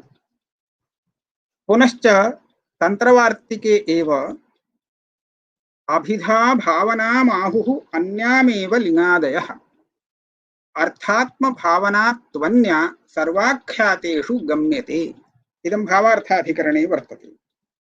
पुनश्च एतादृश रीत्या एव तदीय व्याख्याने नाम कुमारलभट्टैः स्वयमेव कृतकारिकाव्याख्याने इदं प्रदर्शितमस्ति। तत्र अर्थात्मिकायां भावनायां लिङ्गादिशब्दानां यः पुरुषं प्रति प्रयोजकव्यापारः सा द्वितीया शब्दधर्मः अभिधात्मिका भावना विधिरिति उच्यते, इदं तन्त्रवार्तिकस्य वचनं वर्तते। अस्तु, अत्र प्रारम्भे यद्वचनमस्ति तत्र लिङ्गादियुक्तेषु वाक्येषु द्वे भावने गम्येते, शब्दात्मिका च अर्थात्मिका च। अत्र शब्दात्मिका अर्थात्मिका इति भावनाद्वयं लिङ्गादियुक्तवाक्ये प्रतीयते इति उक्तं। तत् कथम्? एकम् उदाहरणं स्वीकृत्य निरूपणीयमिदं। सामान्य उदाहरणं स्वीकर्तुं शक्यते। एवं पश्यन्तु, वाक्यद्वयं स्वीकरणीयम्। गाम् आनयति इदमेकं वाक्यं, गाम् आनय इति अपरं वाक्यम्। अत्र उभयोः वाक्ययोः यः शाब्दबोधो जायते तत्र विशेषविषयः कः इति चिन्तनीयम्। गाम् आनयति इति इदं वाक्यं स्वीकुर्मश्चेत् तत्र गवानयनम् इति अयम् अंशः आनयति इत्यत्र धातुभागपर्यन्तेन वाक्यभागेन ज्ञायते। धातुपर्यन्तेन इति वक्तुं शक्यते। नाम ति इति यः प्रत्ययः अस्ति सः मया पृथक् कृतः। गाम् आनयति इत्यत्र गाम् इति पदम्, अथ च आनयति इत्यत्र धातुभागः प्रकृतिभागः। एतैः अस्माभिः किं ज्ञायते? गवानयन क्रिया, गोकर्मक आनयन क्रिया, गवानयन क्रिया। ततः परं यः प्रत्ययभागः अस्ति तेन अस्माभिः किम् अवगम्यते इत्युक्ते, आनयन क्रियायां तादृशक्रिया कर्तुः यः प्रयत्नः अस्ति सः प्रयत्नः तिप्रत्ययेन उच्यते। मीमांसकानाम् अयं सिद्धान्तः अस्ति। अस्तु, सः स्वयं प्रयत्नं कृत्वा आनयनक्रियां निष्पादयति, तेन सः आनयनस्य कर्ता इति उच्यते। तर्हि इदानीं किं जातम्?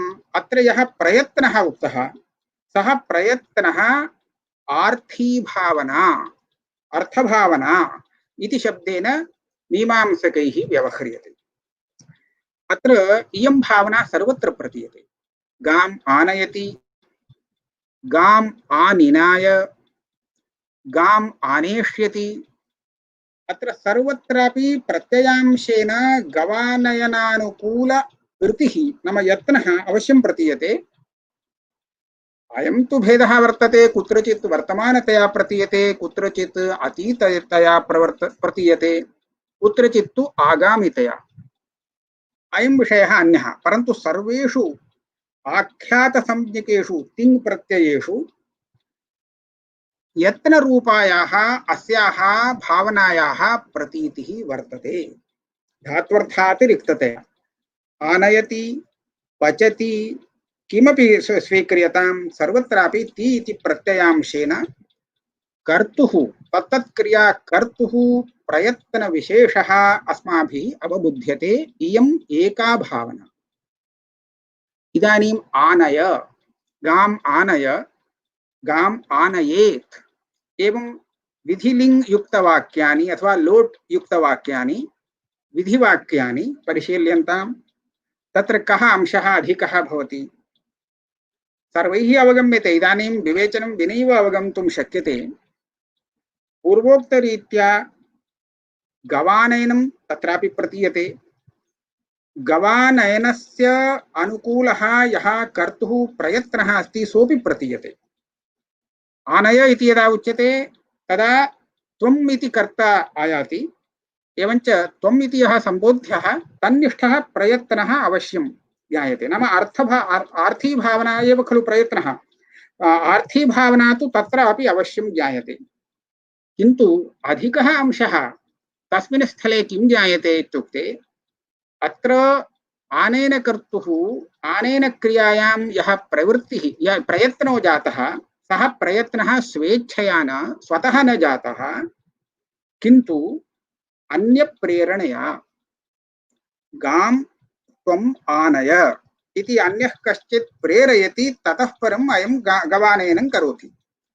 तथा च यः अन्यः प्रेरयति तदीया प्रेरणा अपि अस्मिन् वाक्ये ज्ञायते।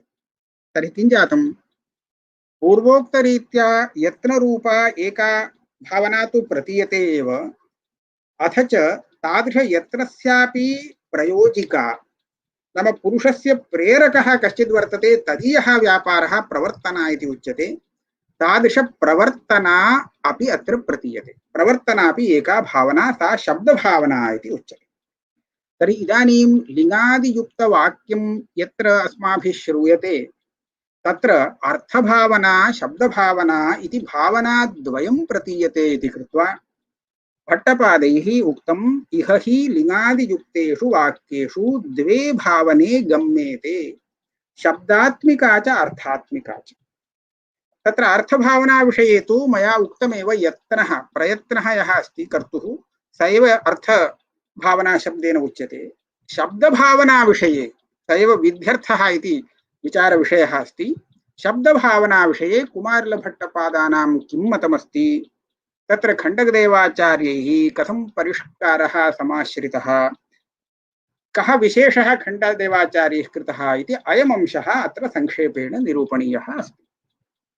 अस्तु, इदानीं शब्दभावना विषये कुमारिलभट्टैः पदं प्रयुक्तं शब्दात्मिका भावना। पुनः पुनः इदं पदं प्रयुज्यते वार्तिके। अभिधा भावनामाहुः, अत्र अभिधा भावना इति शब्दप्रयोगः कृतः। तस्य विवरणवेलायां लिङ्गादिशब्दानां यः पुरुषं प्रति प्रयोजकव्यापारः सा द्वितीया शब्दधर्मः अभिधात्मिका भावना विधिः। एतानि पदानि भट्टपादैः तत्र प्रयुक्तानि। नाम पुरुषः प्रवर्तते, पुरुषस्य प्रेरकः कश्चन वर्तते प्रयोजकः, तस्य पुरुषप्रवृत्ति अनुकूलः यः प्रेरकपुरुषस्य व्यापारः अस्ति सः प्रयोजकव्यापारः, सः एव शब्दधर्मः अभिधात्मिका भावना इति उच्यते। एवञ्च अभिधात्मिका भावना शब्दात्मिका भावना इति पदद्वयम् अत्र आगतम्। अभिधा भावना पदत्रयम् अस्ति। एतस्य सर्वस्य संगतिः कथं भवति इति अस्माभिः अग्रे चिन्तनीयमेव अस्ति। इदानीं किं जातं, केचन यथाश्रुत ग्रन्थव्याख्यातारः एवं मन्यन्ते अत्र शब्दात्मिका प्रवर्तना इति उक्तं, तर्हि लिङ् लोट् इत्यादि विधिप्रत्ययः यः अस्ति शब्दविशेषः, तादृशशब्दविशेष एव कुमारिलभट्टपादैः प्रवर्तना शब्देन शब्दभावना शब्देन अत्र विवक्ष्यते। यतः शब्दात्मिका भावना इति अस्ति। अभिधात्मिका भावना इति च तैः प्रयुक्तं। तत्र अभिधीयते अनेनेति अभिधा, अभिधा शब्देन शब्दः, तेन येन शब्देन अर्थः अभिधीयते सः शब्दः अभिधा शब्देन विवक्ष्यते। तथा च शब्दात्मिका भावना इति पुनः पुनरुच्यते। एवञ्च लिङ्गादि शब्दः एव भावना। अस्तु, लिङ्गादि शब्दः कथं भावना भवितुं शब्दभावना भवितुमर्हति? यतः पुरुषप्रवृत्ति अनुकूलः व्यापारः खलु प्रवर्तना इति उच्यते। अयं शब्दः प्रवर्तना भवितुमर्हति किम्? यदि अयं शब्दः प्रवर्तना, तर्हि प्रवर्तनायाः आश्रयः यः प्रवर्तकः अस्ति सः कः? इदं द्वयमपि अत्र निरूपणीयं वर्तते। तत्र एवं तैः निरूपणं क्रियते, तत्र एवं वर्तते, लोके लिङ् शब्दस्य श्रवणानन्तरमेव लिङ् इत्युक्ते उपलक्षणं, लिङ् लोट् इत्यादि शब्दस्य श्रवणानन्तरं पुरुषः किम् अवगच्छति? अयं मां प्रेरयति, प्रवर्तयति इति प्रवर्तनाम् अवगच्छति। नाम प्रवर्तना विषयक ज्ञानं भवति। प्रवर्तना विषयक ज्ञानम् इति यद् उक्तं, तस्य ज्ञानस्य विषयः प्रवर्तना। सा च प्रवर्तना किं रूपा इत्युक्ते लिङ् शब्दरूपा। एवमेव निवर्त्यर्थं यदा उच्यते तदा निवर्तना नाम नञ् सहित लिङ्गादि प्रत्ययरूपा, नाम नञ् सहित लिङ्गादि शब्द एव निवर्तना। उभयत्र तुल्यः न्यायः। यतः लिङ्गादि नञ् रहित लिङ्गादिकं श्रुत्वा अयं प्रवर्तते, नञ् सहित लिङ्गादिकं श्रुत्वा निवर्तते। एवञ्च शब्द एव प्रवर्तना, शब्द एव निवर्तना। लोके अस्य शब्दस्य यः स्वामी अस्ति, प्रयोक्ता, नाम येन इदं एतत् शब्दघटितं वाक्यं विरचितमस्ति, प्रयोक्ता यः वर्तते, स एव अस्य प्रेरकः पुरुषः, प्रवर्तकः, प्रयोजकः इति उच्यते। परन्तु वेदे मीमांसकानां मते अपौरुषेयत्वं वेदस्य अङ्गीकृतम् इति कृत्वा लिङ्गादि शब्दः एव प्रवर्तना, लिङ्गादि शब्दः एव च प्रवर्तकः। यतः लोके एवं व्यवहारः अस्ति। यदा गामानय इति केनचित् प्रयुक्तः गाम् आनयति, तदा सः वदति अयं मम प्रवर्तकः, अहं तु गवानयनं करोमि, गवानयनस्य कर्ता, परन्तु मम प्रेरकः अयं वर्तते पुरुषः। एवं वैदिकलिङ्गादिना प्रयुक्तः यः कार्यं करोति सः एवं मन्यते, अहं तु कार्यं करोमि, विहितं कार्यं, मम प्रवर्तकः कः इत्युक्ते इदमेव विधिवाक्यमेव, नाम विधिरेव मम प्रवर्तकः इति सः मन्यते। तथा च शब्द एव प्रवर्तना, शब्द एव प्रवर्तकः इति वेदे। एवं चेत् किं जातं? शब्दात्मिका भावना, लिङ्गादि शब्दरूपा भावना विध्यर्थः। विध्यर्थः नाम विधि अर्थः इति न, विधिर्नाम स एव, विधेः अर्थः तु सामान्यतः अर्थभावना भवतु किमपि अस्तु। एवं केचन व्याख्यानं कुर्वन्ति, परन्तु इदं व्याख्यानं बहुभिः बहुधा खण्ड्यते। तत्र न्यायसुधाकारैः अत्र खण्डनम् एवं कृतं। तत्र शब्दस्वरूपेण वायुवच्चे प्रवर्तकः प्रमाणत्वं विहन्येत, नियमाच्च प्रवर्तयेत्, न च स्वरूपसम्बन्ध ज्ञानापेक्षो भवेत्, न च प्रकृत्या अन्वयमाकाङ्क्षेत्, न च स्यात् फलकल्पकः। एवं अस्य पक्षस्य दूषणं न्यायसुधाकारैः कृतमस्ति। न्यायसुधा नाम तन्त्रवार्तिकस्य भट्टसोमेश्वर विरचिता टीका। तत् किं दूषणं तत्र उक्तम् इत्युक्ते, इदानीं शब्दस्वरूपमेव प्रेरयति, नाम शब्दस्वरूपज्ञानं प्रवर्तयति चेत् तर्हि किं जातं? शब्दस्य अर्थज्ञानं प्रवर्तकम् इति न जातं।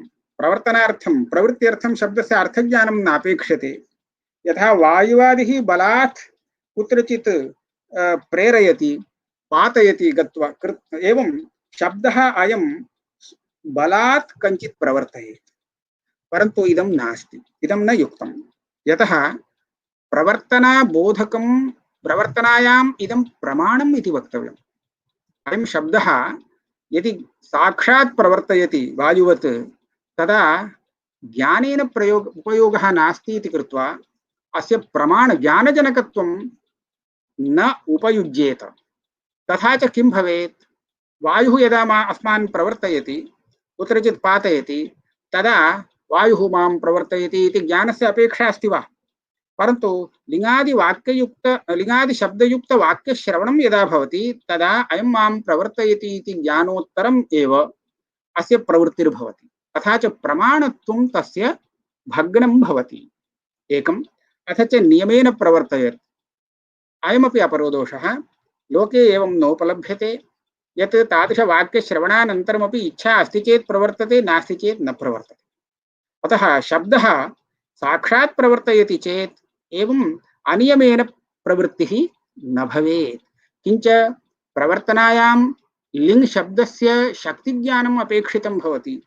यः लिङ्गः प्रवर्तनायां शक्तिं जानाति स एव तादृशं वाक्यं श्रुत्वा प्रवर्तते, परन्तु अस्यापि उपयोगः नापेक्ष्यते यतः शब्दः स्वरूपतः प्रवर्तकश्चेत्। किंच षष्ठाध्याये इदं निरूपितं विधिवाक्ये प्रवृत्तिसिद्ध्यर्थम् अवश्यम् अभीष्टं किञ्चित् फलम् अपेक्षितम् इति। एवञ्च विधिबलादेव इष्टसाधनत्वं क्रियायाः आक्षिप्यते इति। परन्तु इदमपि न स्यात्, यतः फलापेक्षा का वर्तते। बलात् प्रवर्तकः वायुवत् अयं शब्दः चेत् तर्हि पुरुषस्य फलं किमपि दातव्यम् इति अपेक्षा नास्ति एव। एवञ्च एतैः दोषैः अयं पक्षः निराकृतः अस्ति। यदा शब्दस्वरूपं प्रवर्तना न भवति इति निश्चितं तदा इतः परम् अपरः अयमेव आगच्छति, शब्देन ज्ञायमान कश्चन व्यापारः, शब्दस्य धर्मः। भट्टपादानां वाक्ये इदमपि तत्र अस्माभिर्दृश्यते। लिङ्गादिशब्दानां यः पुरुषं प्रयोजकव्यापारः इति शब्दप्रयोगः अस्ति। शब्दानां व्यापारः एवं प्रयोगेण ज्ञायते शब्दनिष्ठः सः व्यापारः, प्रवर्तकनिष्ठः व्यापारः अत्र प्रवर्तना इत्यपि भट्टपादस्य अर्थः वक्तुं शक्यते। परन्तु अस्मिन् पक्षे अभिधा भावनामाहुः इत्यत्र अभिधा भावना इत्यत्र अभिधा शब्देन शब्दः अभिधायाः भावना, अभिधा भावना नाम शब्दस्य यः प्रवृत्त्यनुकूलव्यापारः अस्ति सः अत्र अभिधा भावना शब्देन उच्यते इति वक्तव्यम्। अत्र शब्दनिष्ठः यः व्यापारः अस्ति, धर्मः, शब्दस्य धर्मः भवति। धर्मधर्मिणोस्तादात्म्यात् शब्दात्मिका भावना, शब्दात्मकः सः व्यापारः इति वक्तुं शक्यते सुधाकाराः निरूपयन्ति। यतः धर्मधर्मिणोः मीमांसकमते अत्यन्तभेदः नास्ति, किन्तु भेदसहित अभेदरूपं तादात्म्यं स्वीक्रियते। अत एव शब्दात्मिका भावना इति अत्र वक्तुं शक्यते। अस्तु, इदानीं सः शब्दव्यापारः कः इति अस्माभिर्विवेचनीयम्। तत्र केचन एवं वदन्ति, अत्र लिङ्गादिशब्दः यः वर्तते तस्य शब्दस्य कः व्यापारः अस्ति। कः व्यापारः अस्ति इत्युक्ते अयं शब्दस्तु अर्थं बोधयति। अर्थं बोधयति, कम् अर्थं बोधयति? सर्वत्र प्रत्ययांशः यत्नरूप आर्थी भावनां बोधयति। यदा शब्दः अर्थं बोधयति तदा अर्थबोधवशादेव अस्माभिः शब्दस्य अर्थबोधनानुकूलशक्तिः वर्तते इति अस्माभिः अनुमीयते। यस्मात् एतत् शब्द श्रवणानन्तरम् अस्य अर्थस्य बोधः जायते, तस्मात् अस्य शब्दस्य अयं वाच्यार्थः, एतदर्थबोधनानुकूलशक्तिः अस्मिन् शब्दे वर्तते इति। तर्हि इदानीं पदेन अर्थः अभिधीयते खलु।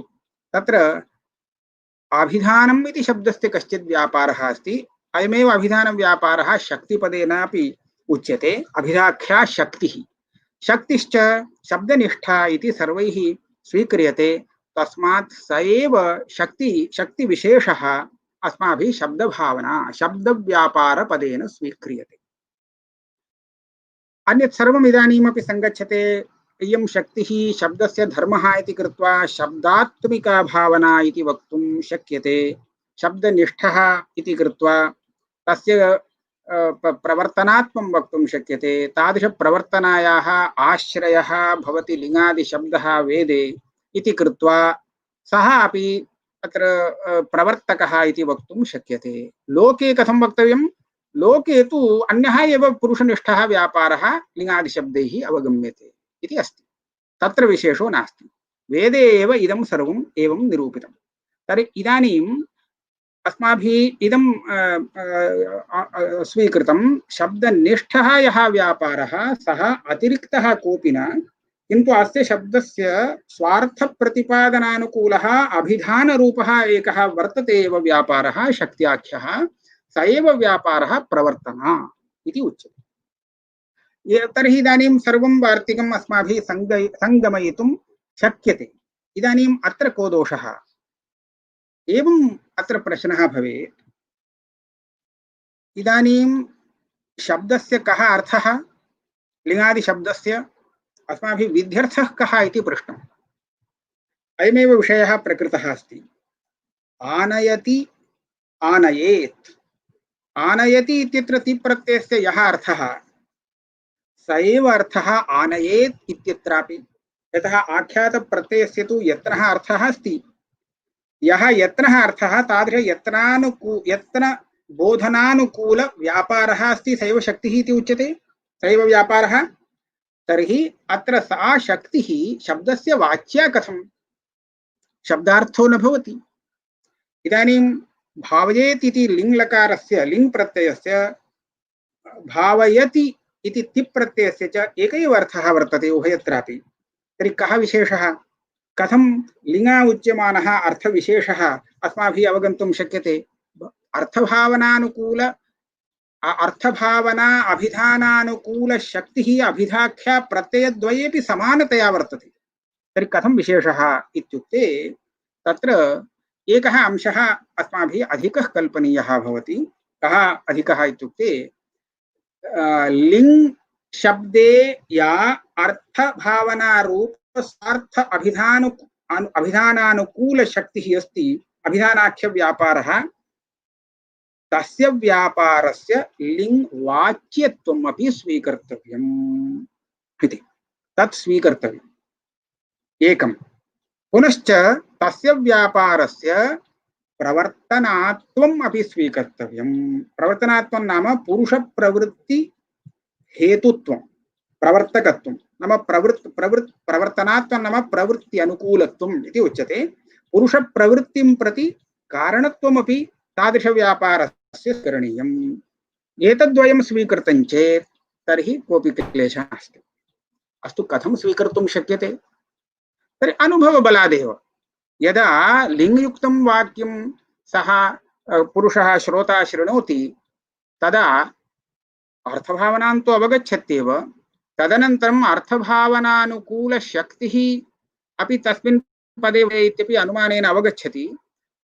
तस्य अभिधानानुकूलव्यापारस्य शक्तिरूपस्य लिङ् वाच्यत्वं यदि स्वीकृतं तर्हि लिङ् पदादेव तस्य ज्ञानं भवितुम् अर्हति। अस्तु, प्रवृत्त्यनुकूलत्वं कथं कल्प्यते? अन्वयव्यतिरेकाभ्यां। भवन्तः एव पश्यन्तु, यदा लिङ्युक्तं वाक्यं कञ्चित् श्रोतारं श्रावयति तदा सः श्रोता झटिति कार्यं करोति। तत्रैव लिङ्गं विना गामानयति इत्यादि रूपेण वाक्यप्रयोगं करोति, तर्हि श्रुत्वा सः तूष्णीं तिष्ठति। तर्हि अनेनैव अन्वयव्यतिरेकाभ्यां ज्ञातुं शक्यते लिङ्गादिशब्दनिष्ठ अभिधायाः प्रवर्तनात्वं वर्तते। तस्मात् पुरुषप्रवृत्तिं भावयति सम्पादयति इति कृत्वा इयमेव अभिधा भावना भवति। अभिधा भावना इत्यत्र अभिधैव भावना अभिधा भावना इति कर्मधारयोपि इदानीं कर्तुं शक्यते। पुरुषं प्रवर्तयति इति भावना। तादृशभावनायाः आश्रयः कः? लिङ्गादिशब्दः। स एव प्रवर्तनाश्रयः प्रवर्तकः भवति। लोके यथा प्रवर्तकः प्रेरणायाः आश्रयः प्रेरको भवति, शब्दः प्रवर्तको भवति इति पार्थसारथिमिश्राः वदन्ति। तेषाम् एवं मतं वर्तते। इदानीम् अन्यः एकः पक्षः वर्तते, सः न्यायसुधाकृतां पक्षः अस्ति। तैः अस्मिन् पक्षे किञ्चित् अस्वारस्यं दृश्यते। अतः तैः एवं वर्ण्यते, एवं मास्तु, लोके प्रेरकपुरुषनिष्ठः प्रेरणारूपः यः व्यापारः अस्ति सः व्यापारः एकविधः कुत्रापि नास्ति। एकविधः नास्ति इत्युक्ते पश्यन्तु, ते प्रवर्तना कथं कथं वर्तते इति। कुत्रचित् आज्ञारूपा प्रवर्तना भवति, आज्ञया प्रवर्तते, कुत्रचित् आमन्त्रणेन प्रवर्तते, कुत्रचित् निमन्त्रणेन प्रवर्तते, कुत्रचित् अध्येषणेन प्रवर्तते, अध्येषणाख्य व्यापारः, कुत्रचित् अनुमतिः, एवं अनेकविधः प्रवर्तना व्यापारः लभ्यते। यथा अस्य विवरणं किञ्चित् क्रियते। यः स्वामी भृत्यम् आज्ञापयति तदा आज्ञा एव प्रवर्तना, प्रवर्तकस्य व्यापारः। आज्ञां कुर्वन् प्रवर्तकः, यः आज्ञापितः सः प्रवर्त्यः कार्यं करोति। एवं यत्र निमन्त्रणं करोति, निमन्त्रणं नाम आवश्यकम्, आवश्यके प्रवर्तनम्। आवश्यकं नाम तेन इदं कर्तुं न शक्यते इति वक्तुम् अवकाशः एव नास्ति। एवम् उक्तः सन् सः अवश्यं कुर्यात् कार्यं। तादृशस्थले निमन्त्रणम् इति उच्यते। एवम् आमन्त्रणम् इति कामचारानुज्ञा, भवताम् इच्छा अस्ति चेत् कर्तुं शक्यते इति। तद्वत् तथा अनुमतिः, सः पूर्वमेव गन्तुम् इच्छति, अनुमतिं प्रार्थयते, अनुमतिं विना गन्तुं न शक्यते इति कृत्वा आं गच्छ इति यदा अनुमतिर्दीयते तत्रापि प्रवर्तना अस्ति। परन्तु अत्र सर्वत्रापि प्रवर्तकस्य पुरुषस्य प्रवर्तना एकविधा नास्ति, अनेकविधा वर्तते आज्ञादिरूपा। अस्तु, तथापि एतासां सर्वासां प्रवर्तनानाम् अस्माभिः संग्रहः एकेन शब्देन, एकेन धर्मेण करणीयश्चेत् किं क्रियते? प्रवर्तना इति शब्देन। अत्र सर्वत्रापि प्रवर्तनात्वं वर्तते। प्रवर्तनात्वं नाम प्रवृत्त्यनुकूलव्यापारत्वम्। अयम् अंशः प्रार्थनायामपि अस्ति, आज्ञायाम् अस्ति, अनुमतौ अस्ति, सर्वत्र वर्तते। तर्हि अस्माभिः किं करणीयं? प्रवृत्त्यनुकूलव्यापारे नाम प्रवृत्ति अनुकूलव्यापारे लिङ्गादीनां शक्तिः, नाम लिङ्गादिवाच्यार्थः भवति प्रवृत्त्यनुकूलव्यापारः। प्रवृत्त्यनुकूलव्यापारत्वम् अयं धर्मः सर्वेषु व्यापारेषु अनुगतः अस्ति। तत्र विशेषः तत्र तत्र सन्दर्भानुसारेण अस्माभिः ज्ञातव्यः अस्ति। एवमेव सर्वत्रापि यदा गोशब्दस्य अस्माकं शक्तिग्रहः भवति तदा कुत्र कस्मिन् अर्थे शक्तिग्रहः भवति? गोत्वरूपसामान्यधर्मावच्छिन्ने, गोत्वावच्छिन्ने शक्तिग्रहः भवति। परन्तु गामानय इति तत्र तत्र सन्दर्भविशेषे यदा प्रयोगः क्रियते तदा व्यक्तिविशेषः तत्र अवगम्यते। गामानय इति गुरुः आगच्छति चेत् गुरोः गुरुसम्बन्धिनी या गौः वर्तते सा गौः आनीयते। कथं तद्बोधः भवति? सामान्यरूपेण शक्तिग्रहः अस्ति चेदपि सन्दर्भानुसारेण तद्विशेषः प्रतीयते इति अस्ति। तर्हि अनया रीत्या विचार्यमाणे प्रवर्तनात्वेन रूपेण प्रवर्तना लिङ्गवाच्यार्थः इति भवतु। प्रवर्तनात्वरूपधर्मः यत्र वर्तते सः व्यापारः अनेकविधः भवति। कुत्रचित् आज्ञा, कुत्रचित् अन्यत्, कुत्रचित् अन्यत् इत्येवं रीत्या। एवं यदा चिन्त्यते तदा वेदे यत्र पुरुषव्यापारः कोऽपि नास्ति, प्रेषणादिरूपः व्यापारो नास्ति, तत्र किं वक्तव्यम् इत्युक्ते तत्र लिङ्गादिनिष्ठः एव कश्चन अतिरिक्तः व्यापारः। अतिरिक्तः व्यापारः इति किमर्थमुच्यते इत्युक्ते अर्थभावना अभिधानानुकूलशक्तिः प्रतिपादनम् इत्यादिकं पार्थसारथ्युक्तं यदस्ति तद् नास्ति इति अस्माभिर्नोच्यते। अस्तु, परन्तु तदेव तत्र प्रवर्तनाशब्देन स्वीक्रियते चेत् प्रश्नः आगच्छति, नाम तत्र विनिगमनाविरहः आगच्छति। अत्र अर्थभावना अभिधानं लिङ्गा एव क्रियते इति नास्ति। तिप्रत्ययेन सर्व नाम लडादिस्थलेपि अर्थभावनायाः अभिधानं वर्तते एव, अर्थभावना अभिधानानुकूलशक्तिः वर्तते एव। तर्हि किमर्थं सा शक्तिः प्रवर्तना न भवति, लिङ्गादिनिष्ठैव प्रवर्तना भवति इति प्रश्नः आयाति। तदा यदि एवम् उच्येत लिङ्गादीनां कश्चित् विशेषः अस्ति, अतः एव सा शक्तिः लिङ्गादीनां शक्तिरेव प्रवर्तना भवति, लडादीनां सा एव शक्तिः वर्तते परन्तु सा प्रवर्तिका न भवति, प्रवृत्ति अनुकूला न भवति, एवं विशेषः उच्यते, कः सः विशेषः? सर्वेषु शब्देषु अर्थभावनाबोधनानुकूलशक्तिस्तु समाना वर्तते, तर्हि को विशेषः? यदि अर्थगतः कश्चन विशेषः कल्प्यते तर्हि विशेषः व्यापारविशेषः एव अस्तु, शक्तिः इति मास्तु, अर्थबोधानुकूलशक्तिः इति मास्तु, अन्येव कश्चन अलौकिकः व्यापारः अस्ति शब्दस्य।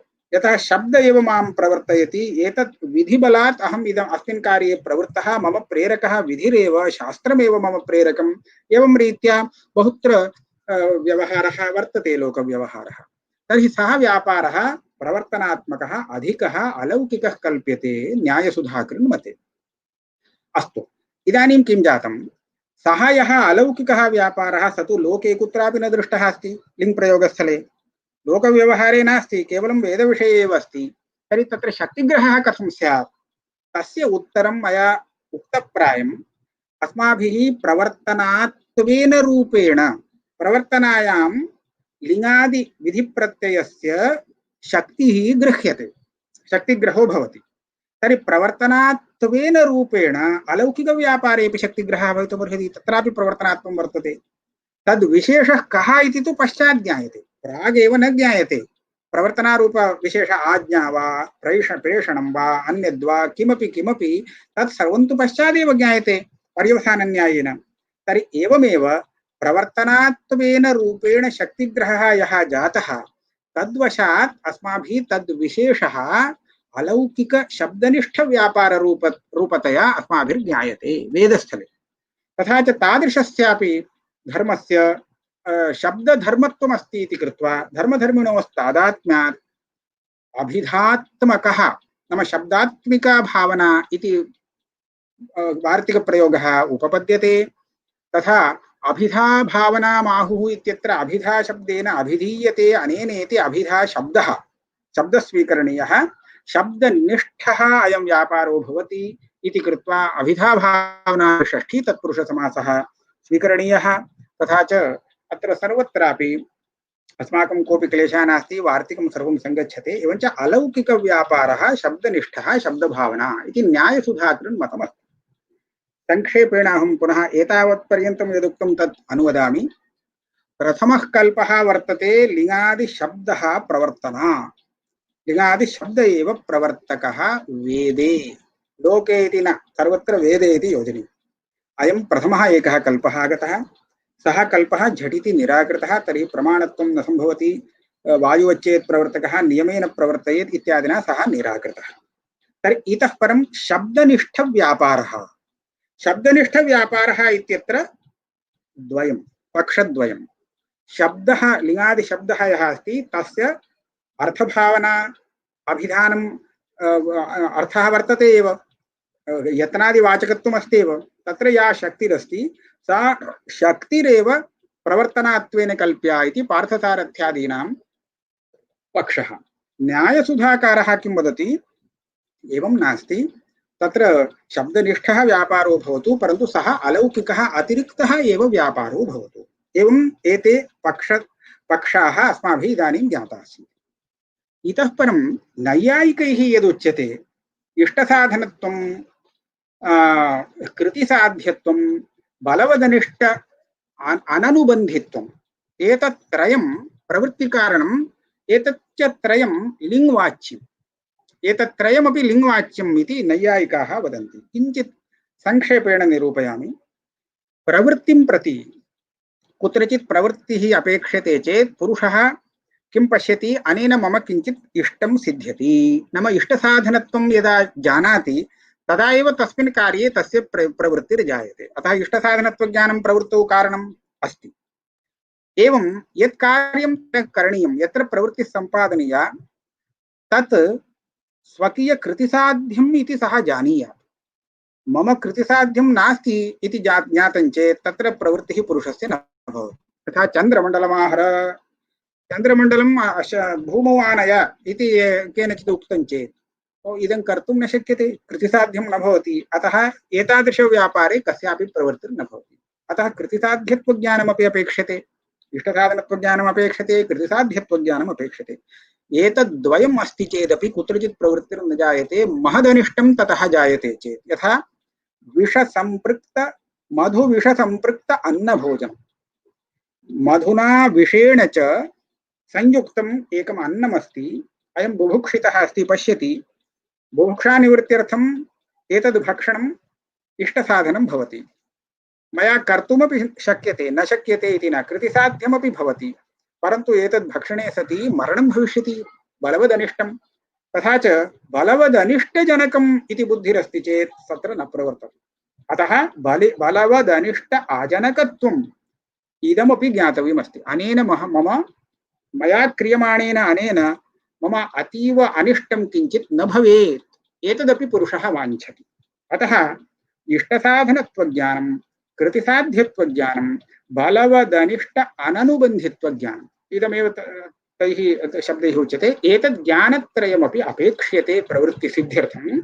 एतच्च अत्र ज्ञानविषयीभूतं त्रयम्, इष्टसाधनत्वं, कृतिसाध्यत्वं, बलवदनिष्ट अननुबन्धित्वम्, एतदेव लिङ् प्रत्ययेन उच्यते। पश्यन्तु, इदानीं व्यावृत्तिरपि जाता। आनयति इति उच्यते चेत् एते अर्थाः न प्रतीयन्ते। आनयेत् इति विधिवाक्यं यदा प्रयुज्यते तदा तु अवश्यम् इष्टसाधनत्वं, कृतिसाध्यत्वम् एतत् सर्वं ज्ञायते। तर्हि नैयायिकाः यथा वदन्ति तथा एव मीमांसकाः अपि किमर्थं नाङ्गीकुर्वन्ति इति एकः प्रश्नः अस्ति। तत्र इदं समाधानमस्ति।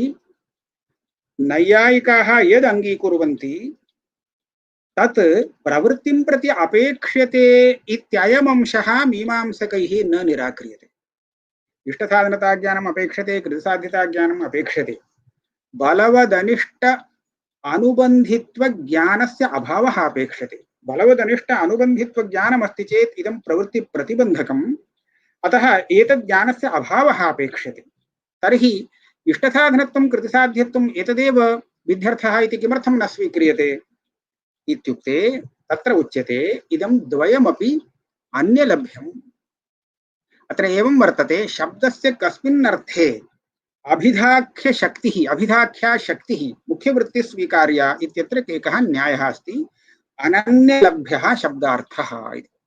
यत्र शब्दस्य मुख्यवृत्तिकल्पनं विना बोधः न निर्वहति तत्रैव मुख्यवृत्तिः नाम शक्तिः कल्प्यते। यदि शक्तिकल्पनां विना प्रकारान्तरेण बोधः भवितुमर्हति तर्हि तस्मिन् अर्थे शब्दस्य शक्तिर्नास्ति। यथा गङ्गाशब्दस्य नदीविशेषः अर्थः, नदीविशेषे शक्तिः अस्ति, परन्तु गङ्गायां घोषः प्रतिवसति इति वाक्यप्रयोगः अस्ति।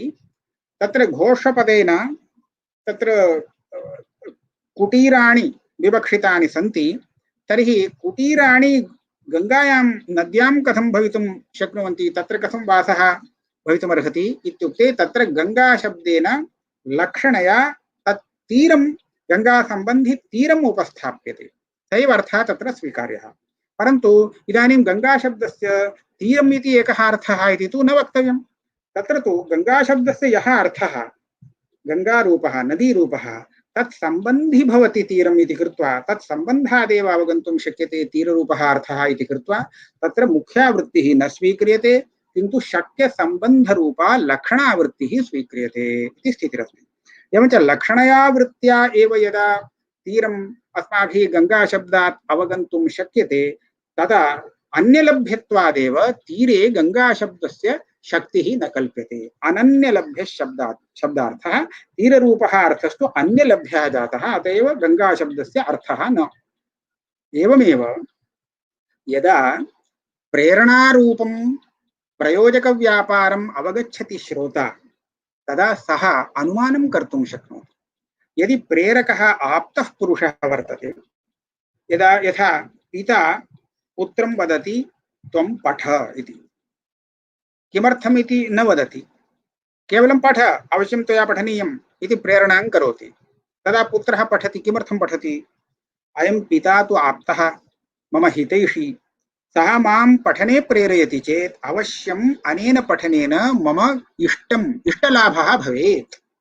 एवञ्च इदं पठनं मम इष्टसाधनम् इति सः ज्ञात्वा किम् इष्टम् इति कदाचित् न जानीयात्, पश्चात् जानीयात्, परन्तु इदं मम पठनम् अवश्यम् इष्टं साधयति इति इष्टसाधनताज्ञानानन्तरं सः प्रवर्तते। परन्तु कथम् अयम् इष्टसाधनतां जानाति? शब्दात् न, किन्तु यस्मात् अयम् आप्तः मां पठितुं प्रेरयति तस्मात् मम अवश्यम् अनेन लाभः स्यात्, तावदेव।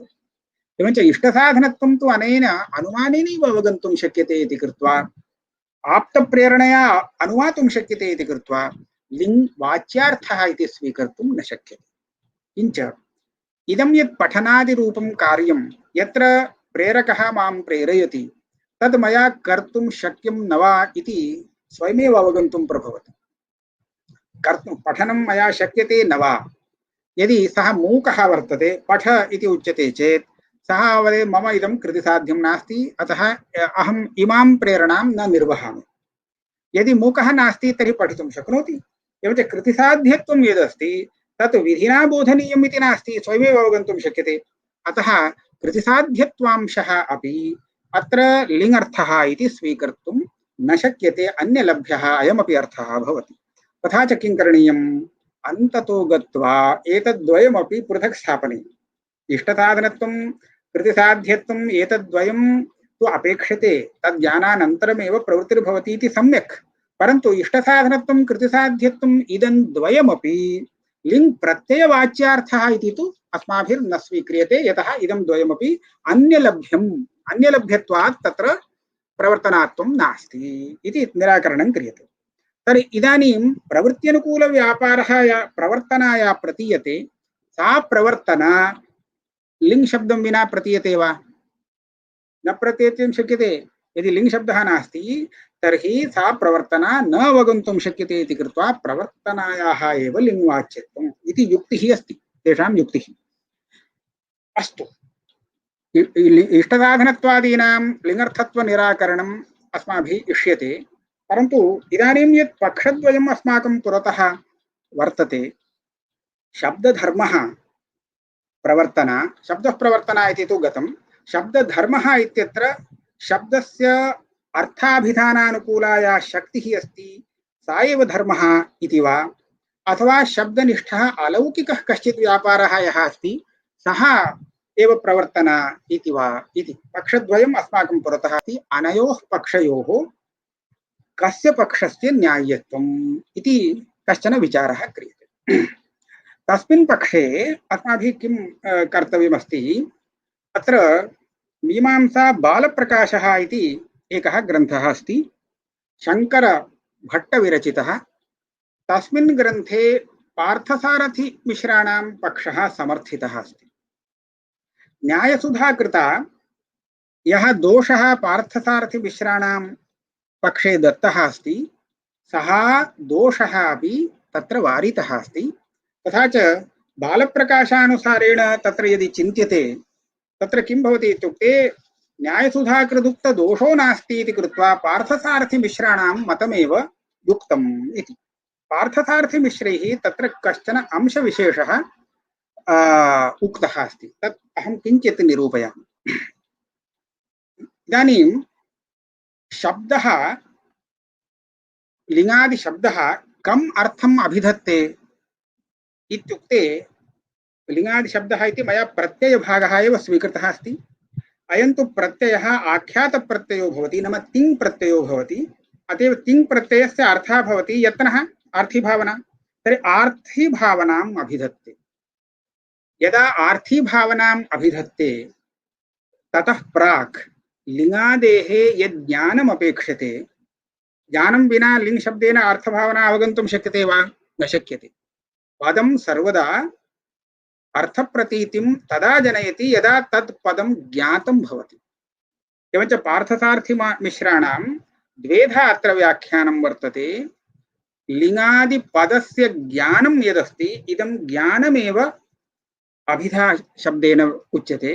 तथा च इयमेव प्रवर्तना। पुनश्च अपरः पक्षः अस्ति, अर्थभावना अभिधानानुकूला अभिधाख्या या शक्तिरस्ति सा शक्तिरपि प्रवर्तनात्वेन स्वीकर्तुं शक्यते इति स्थलद्वये पार्थसारथिमिश्रैः द्वेधा व्याख्यानं कृतमस्ति। अत्र अस्माभिः इदं चिन्तनीयमस्ति किञ्चित् अत्र उभयत्रापि पार्थसारथिमिश्रैः एकः विशेषः उक्तः। प्रश्नः तैः एवम् उत्थापितः वर्तते यत् इदानीं प्रतिपादनं ज्ञानं लिङ्गादिविषयकं ज्ञानम् इति उक्तं तस्य ज्ञानस्य कार्यं तु अर्थभावना प्रतीतिः। गोपदस्य ज्ञानं भवति तर्हि गोरूप अर्थप्रतीतिः कार्यं वर्तते। तद्वदेव लिङ्गादि प्रत्ययस्य यदि ज्ञानं तर्हि अस्य ज्ञानस्य कार्यं तु लिङ्गर्थबोधः भवति तावदेव। अत्र प्रवर्तना कथमायाति? एवम् अर्थबोधानन्तरम् अस्मिन् पदे एतदर्थबोधनानुकूला शक्तिर्वर्तते इति अनुमीयते। तादृशशक्तेः अपि प्रवर्तनारूपत्वं कथम् इत्युक्ते तैः एकः उपायः एवम् उक्तः अस्ति। एक एव व्यापारः नाम एकैव क्रिया भिन्न भिन्न धातुभिः यदा उच्यते तदा तस्य रूपान्तरम् आगच्छति। इत्युक्ते इदं किञ्चित् मया विव्रियते। परशुवदिति ब्रूमः इति न्यायरत्नमालायां तैः निरूपितम्। अस्य कोऽर्थः इति पश्यामि। कश्चित् पुरुषः परशुना किं करोति? वृक्षं छिनत्ति। शब्दप्रयोगः वाक्यप्रयोगः एवमस्ति, परशुना वृक्षं छिनत्ति। अस्तु, अयं पुरुषः किं करोति? तदीय व्यापारः कः प्रत्यक्षेण दृश्यताम्। सः किं करोति? कुठारम् उपरि उत्थापयति, वृक्षस्य उपरि निपातयति। उत्थापयति निपातयति, उत्थापयति निपातयति, एतदेव करोति। अस्तु, एतदपेक्षया किमपि अन्यत् न करोति। एवं क्रियमाणे वृक्षस्य द्वैधीभावः फलं निष्पद्यते इति स्थितिः। अस्तु, अनेन यः व्यापारः कृतः तत्र उत्थापयति अथवा निपातयति, वृक्षस्य उपरि पातयति इति यदा उच्यते तदा निपातनक्रियायाम् उत्थापनक्रियायाञ्च परशुः कीदृशं कारकं भवति? परशुम् उत्थापयति, परशुं निपातयति। परशुना उत्थापयति, परशुना निपातयति इति नास्ति। परन्तु यदा छिनत्ति इति उच्यते, छिनत्ति इति उच्यमाना क्रियापि सा एव क्रिया वर्तते। यस्यां क्रियायां परशुः कर्मकारकं भवति तस्यामेव क्रियायां यदा छिनत्ति शब्देन उच्यते तदा परशुः करणकारकं भवति। परशुना वृक्षं छिनत्ति। कुतः एवं? शब्दस्य मर्यादा वर्तते।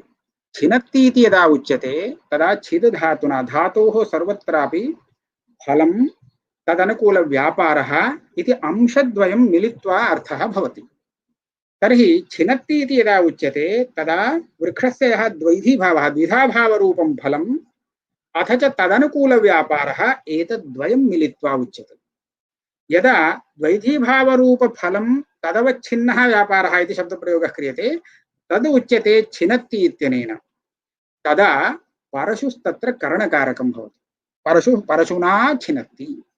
परन्तु उद्यच्छति, उत्थापयति, निपातयति इत्यत्र यः धात्वर्थः अस्ति तत्र द्वैधीभावरूप फलस्य धात्वर्थे प्रवेशः नास्ति। किन्तु अस्य कुठारस्य कुत्रचित् देशविशेषे संयोगः, नाम उपरि देशे संयोगः अस्ति चेत् तदानीम् उद्यच्छति उत्थापयति इति उच्यते। अधो देशे संयोगः भवति चेत् तदानीं निपातयति इति उच्यते। तर्हि उद्यमनं निपातनम् इति या क्रिया वर्तते तत्र वृक्षस्य द्वैधीभावरूप फलस्य धात्वर्थे प्रवेशः नास्ति। तथा च व्यापारः एक एव समानः भवति, तथापि यदा तत्तत् फलविशिष्टरूपेण धातुना उच्यते तदा कारकाणां भेदो भवति। परशुना छिनत्ति, परशुम् उद्यच्छति, परशुं निपातयति। एवमेव अन्यदेकम् अहं वदामि। प्रयागात् काशीं गच्छति कश्चित् पुरुषः। प्रयागात् पंचमी, कुत्र गच्छति? काशीं गच्छति। अस्तु, इदानीं सः किं करोति? एकं कार्यं करोति, तेन नाम एका क्रिया तेन क्रियते यया क्रियया सः काशीं प्राप्नोति। यदा इयं क्रिया सम्पूर्णा भवति तदा सः काश्यां तिष्ठति, नाम काशीं प्राप्नोति। इदानीं मया अत्रैव अयं देवदत्तः प्रयागं त्यजति इति वक्तुं शक्यते न वा? शक्यते। प्रयागं त्यजति काशीं प्राप्नोति। यदा काशीं प्राप्नोति तदा प्रयागं त्यजति। तर्हि अनेन प्रयागत्यागः काशीगमनम् इति क्रियाद्वयं कृतं वा, एका एव क्रिया कृता वा? एकैव क्रिया कृता। अनेन तु चलनं कृतं, यानेन वा केनचित् गमनं यत् कृतं तत् गमनरूपव्यापारापेक्षा अधिकः कोऽपि व्यापारः अनेन न कृतः अस्ति। किन्तु यदा त्यजधातुना मया उच्यते तदा प्रयागं त्यजति इति प्रयागस्य कर्मत्वम् आयाति। परन्तु गच्छति इति गमधातोः प्रयोगः यदा क्रियते तदा प्रयागात् गच्छति काशीं, तदा अपादानत्वम् आयाति। किं कारणम्? एवमस्ति, त्यजधातुना यदा इयमेव क्रिया उच्यते तदा विभागरूप पूर्वदेश विभागरूप फलेन सहिता उच्यते। इदानीं तादृश विभागाश्रयस्य प्रयागस्य कर्मत्वम् आयाति त्यजति शब्देन उच्यते चेत्। परन्तु यदा गच्छति इति गमधातोः प्रयोगः क्रियते तदा धातुना फलसहितः व्यापारः स एव व्यापारः उच्यते। तदानीं तु धात्वर्थः नाम क्रिया एका भवति चेदपि अनेन धातुना तत्तत् फलावच्छेदेन उच्यते इति कृत्वा तत्र पूर्वं कर्मकारकम् इदानीम् अपादानकारकम्, पूर्वं कर्मकारकम् इदानीं करणकारकम्, एवम् एकमेव वस्तु अनेकधा वक्तुं शक्यते। एवञ्च इदं यद् ज्ञानमस्ति प्रतिपादय लिङ् अर्थं प्रतिपादयति इति यदा उच्यते तद्वदेव अभिधारूपव्यापारस्यापि अहं प्रवर्तयति नाम पुरुषप्रवृत्तिरूप फलं स्वीकृत्य तदनुकूलव्यापारत्वेन यदा अहं वदामि तदा पुरुषं प्रवर्तयति अथवा पुरुषप्रवृत्तिं जनयति इति पुरुषः कर्म भवति, प्रवृत्तिः कर्म भवति। विस्तरेण तैः अयम् अंशः निरूपितः अस्ति। तथा च सर्वस्यापि व्यापारस्य नाम क्रिया सामान्यस्यापि तत्तत् फलावच्छिन्नरूपेण दृश्यते चेत् कारकं भिद्यते, अन्यत् कारकं भवति। शब्दः अर्थम् अभिधत्ते इति शब्दः इदानीं कर्ता जातः। अयं पुरुषः अनेन शब्देन इमम् अर्थम् अभिधत्ते। अत्र तु शब्दः करणकारकं। किं क्रिया सा एव वर्तते, किमपि नूतनं नास्ति। एवमेव सर्वत्रापि क्रियायां कर्तुं शक्यते इति कृत्वा अभिधानरूपाया क्रिया शब्दस्य वर्तते, सापि प्रवर्तना भवितुमर्हति इति महता प्रयासेन पार्थसारथिमिश्रैः अयं विषयः व्युत्पादितः अस्ति। अस्तु, एतदुपरि न्यायसुधोक्तदूषणं वर्तते। अस्तु, तर्हि अभिधानाख्यः व्यापारोऽस्य प्रवर्तकः इत्यारभ्य तस्य अर्थप्रतीत्याख्य कार्यक्लिप्तस्य केवलं कल्प्यं प्रवृत्तिहेतुत्वं लिङ्वाच्यत्वम् एतद्वयं कल्पनीयम् इति अनुवादं कृत्वा शब्दान्तरगताप्यस्मिन् अभिधा स्यात् प्रवर्तिका इत्यादि दूषणं तत्र दत्तमस्ति। नाम अर्थभावना अभिधानानुकूलशक्तिः यथा लिङ् प्रत्यये अस्ति तथा लडादिप्रत्ययस्थलेपि अस्ति, तर्हि तत्रापि प्राप्तिरस्ति इति। परन्तु एतद् विषये बालप्रकाशकारः एवं चिन्तयति, भवद्भिः पार्थसारथिमिश्राणाम् अर्थः समीचीनतया न गृहीतः। पार्थसारथिमिश्राणाम् एवं वर्तते, लिङ्गः प्रवर्तकत्वं लिङ् व्यापारस्य प्रवर्तनात्वं। भवदुक्तं सर्वमपि दूषणं प्रवर्तकयोः ऐक्यविवक्षया यदा प्रथमः कल्पः यः उक्तः शब्द एव प्रवर्तना शब्द एव प्रवर्तकः इति, तस्मिन् पक्षे एव भवदुक्तं सर्वं दूषणम् आयाति। अतः लिङ् प्रवर्तकः लिङ्गनिष्ठव्यापारः यः अस्ति सः ज्ञानात्मकः भवतु, यत्किञ्चित् अर्थप्रतिपादनात्मकः भवतु, किमपि अस्तु, शक्ति अभिधारूपः भवतु, तादृश अभिधाशब्देनापि ज्ञानमेव उच्यते इति ते निरूपयन्ति। तादृश अभिधाख्यस्य व्यापारस्य प्रवर्तनात्वं लिङ् शब्दस्य प्रवर्तनाश्रयत्वं नाम प्रवर्तकत्वम् इति उच्यते चेत् भवदीयः दोषः कोऽपि तत्र न लगति इति बालप्रकाशकारः न्यायसुधाकृदुक्तदोषं निरस्य पार्थसारथिमिश्रमतं पोषयति। एवं स्थिते अत्र खण्डदेवाचार्याः ततोपि अनन्तरकालीनाः तैः कः परिष्कारः कृतः इति कृत्वा इति किञ्चित् निवेद्य अहं व्याख्यानम् उपसंहरिष्यामि। अत्र खण्डदेवाचार्याणां कः पक्षः अस्ति इति पश्यन्तु। तैः इदम् उक्तं न्यायसुधाकृत्पक्षः एव कथञ्चित् युक्तः इति। अत्र विनिगमनाविरहः इति एकः दोषः अस्ति। लिङ् इति यः शब्दः अस्ति अयं शब्दः किं किम् अभिधत्ते पदम् एकं नाम शब्दखण्डः एकः तस्मात् प्रतीयमानाः अर्थाः अनेके सन्ति। आनयति इति उच्यते चेत् आनयतः आनयन्ति अस्मात् कः भेदः अस्ति इति भवद्भिः ज्ञातुं शक्यते। आनयति इत्यत्र आनयतः आनयन्ति सर्वत्रापि यत्नः अर्थः भवति इति तु सत्यं, परन्तु एकवचनप्रयोगः अस्ति चेत् तदानीं कर्तुः एकत्वं प्रतीयते, संख्या प्रतीयते। द्विवचनप्रयोगः अस्ति चेत् द्वित्वादिसंख्या प्रतीयते। एवं रीत्या संख्याप्रतीतिरपि तस्मादेव प्रत्ययादस्ति। तावदेव न कालप्रतीतिरपि अस्ति, वर्तमानादिकालप्रतीतिरपि तस्मादेव प्रत्ययादस्ति। अस्माभिस्तु किं क्रियते अत्र सर्वत्रापि प्रत्येकम् एकैकस्यापि पदस्य अन्वयव्यतिरेकपरिशीलनेन कस्य पदस्य कः अर्थः इति साक्षात् निर्धार्यते अन्वयव्यतिरेकाभ्याम्। एवं स्थिते अस्य आनयेत् इति पदस्य प्रत्ययभागेन एकवचनम् इति कृत्वा एकत्वमपि अभिधीयते, भावना अपि अभिधीयते, अर्थभावना। तर्हि अनयोर्मध्ये का शक्तिः भवद्भिः प्रवर्तनात्वेन स्वीकार्या? पुनः क्लेशः अस्ति। तर्हि एतादृशस्थले विनिगमनाविरहः आगच्छति, अतः अलौकिकव्यापारकल्पनमेव युक्तम्। इतोपि अन्ये दोषाः सन्ति, परन्तु मया एतावता एव साररूपेण किञ्चित् उक्त्वा विरामः क्रियते। एवञ्च खण्डदेवाचार्य मतानुसारेण न्यायसुधाकृत्पक्षः तेषाम् अभीष्टः इति ज्ञायते। अलौकिकः व्यापारः भवति। यदा अलौकिकव्यापारः तदा तैः अयं विचारः तत्र क्रियते, इदानीं प्रवर्तनात्वं नाम किमस्ति? प्रवृत्त्यनुकूलत्वं प्रवर्तनात्वम् इति सामान्यतः वक्तुं न शक्यते। यतः अत्र प्रवृत्त्यनुकूलत्वं नाम प्रवृत्तिकारणत्वं। प्रवृत्तिकारणत्वं यत्र यत्र वर्तते तत्सर्वमपि प्रवर्तनाशब्देन नोच्यते। कथं?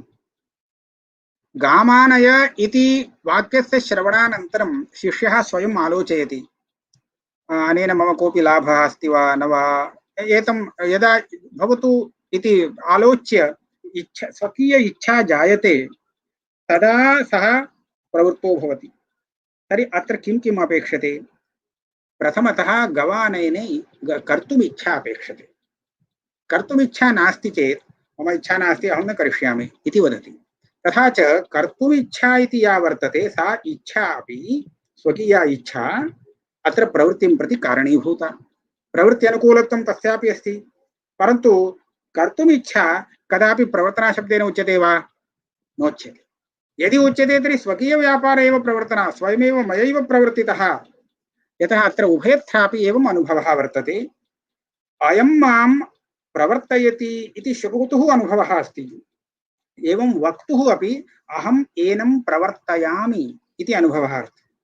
नाम अनेन अहं प्रवर्तितः इति श्रोता मन्यते, वक्ता अपि अहं तस्य प्रवर्तको भवामि, प्रवर्तयिता भवामि इति मन्यते।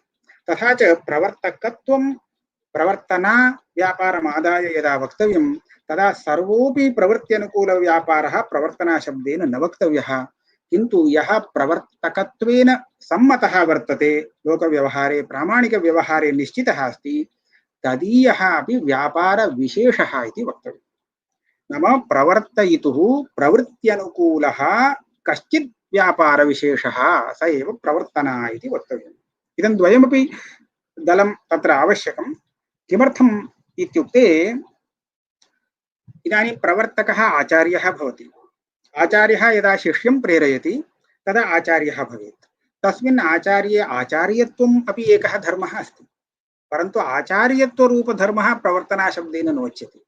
यतः अयं तु प्रवर्तनादशायामपि आचार्यः प्रवर्तना यदा न प्रवर्तयति तदापि आचार्यः। एवञ्च आचार्यत्वधर्मः तत्र प्रवर्तनाशब्देन न वक्तुं शक्यते, तत्र प्रवृत्त्यनुकूलत्वं नास्ति, किन्तु प्रवर्तनारूपः अपरः धर्मः तत्र वक्तव्यः। एवञ्च प्रवर्तकः प्रथमं निर्धारणीयः, अनन्तरं तदीयः व्यापारविशेषः प्रवर्तनाशब्देन अस्माभिर्ज्ञातव्यः।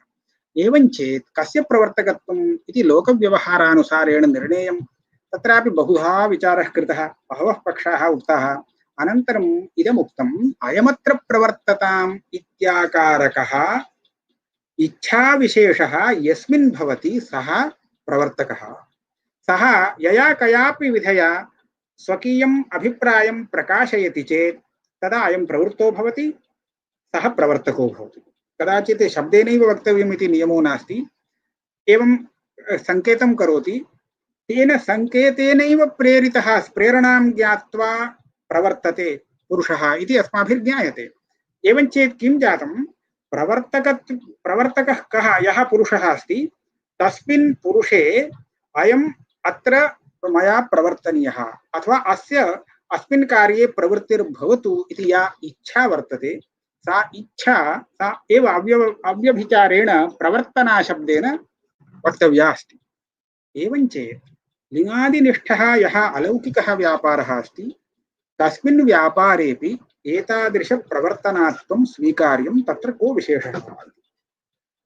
खण्डदेवाचार्यैः उच्यते अत्र सर्वत्रापि इच्छायां यो धर्मः अस्ति अयमत्र प्रवर्तताम् इत्याकारकत्वम् इति उच्यते, तद्वदेव वेदे यः अपूर्वः शब्दनिष्ठः प्रवर्तनात्मको व्यापारः उक्तः तस्मिन् व्यापारेपि अयम् अधिकारी अस्मिन् यागादिकर्मणि प्रवर्तताम् इत्याकारकत्वं वर्तते। सः विषयिताविशेषः इति पदेन नैयायिकैः उच्यते। परन्तु अयमत्र प्रवर्तताम् इत्याकारकत्वं यथा लोके प्रवर्तकपुरुषस्य अभिप्राये वर्तते तद्वदेव एतादृश आकार अयमत्र प्रवर्तताम् इत्याकारकत्वं शब्दनिष्ठ अलौकिकव्यापारेपि स्वीक्रियते चेत् एकेन रूपेण उभयत्रापि शक्तिग्रहः भवति। एवं स्वीकृतेपि इदं प्रवर्तनात्वस्य निर्वचनं, परन्तु तस्य शक्यांशः कियान् भवति इति अस्माभिर्विचारणीयम्। भवद्भिः इदं ज्ञातुं शक्यते, ग्रामं गच्छति इत्यत्र द्वितीयार्थः कः इति पृष्टे कर्मत्वम् इति उच्यते।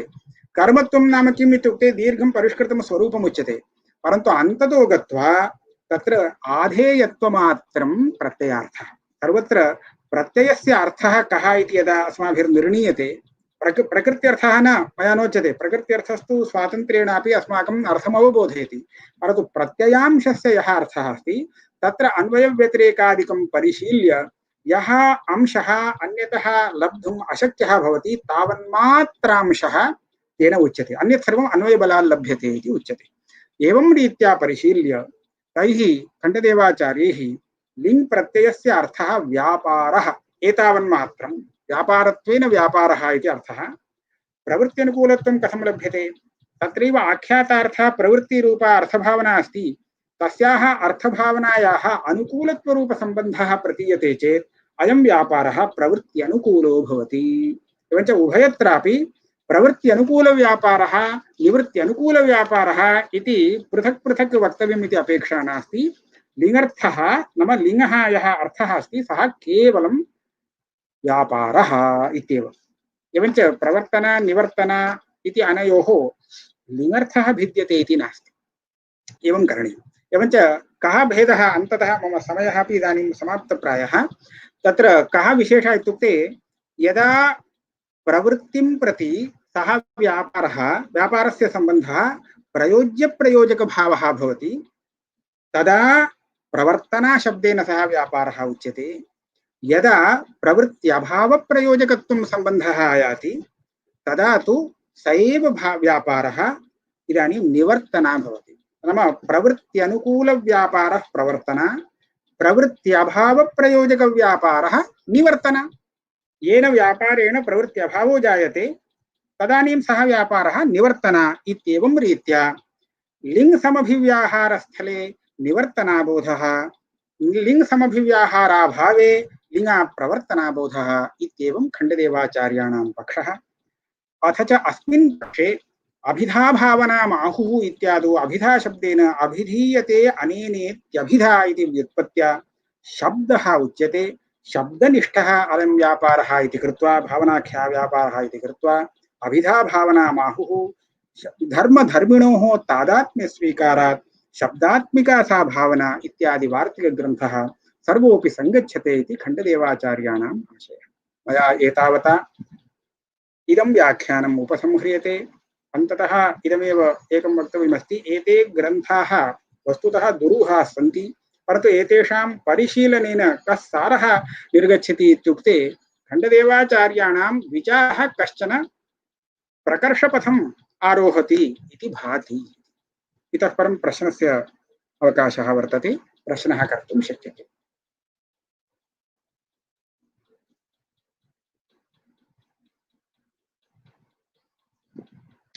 आम्, भवदीय वाणी मया न श्रूयते।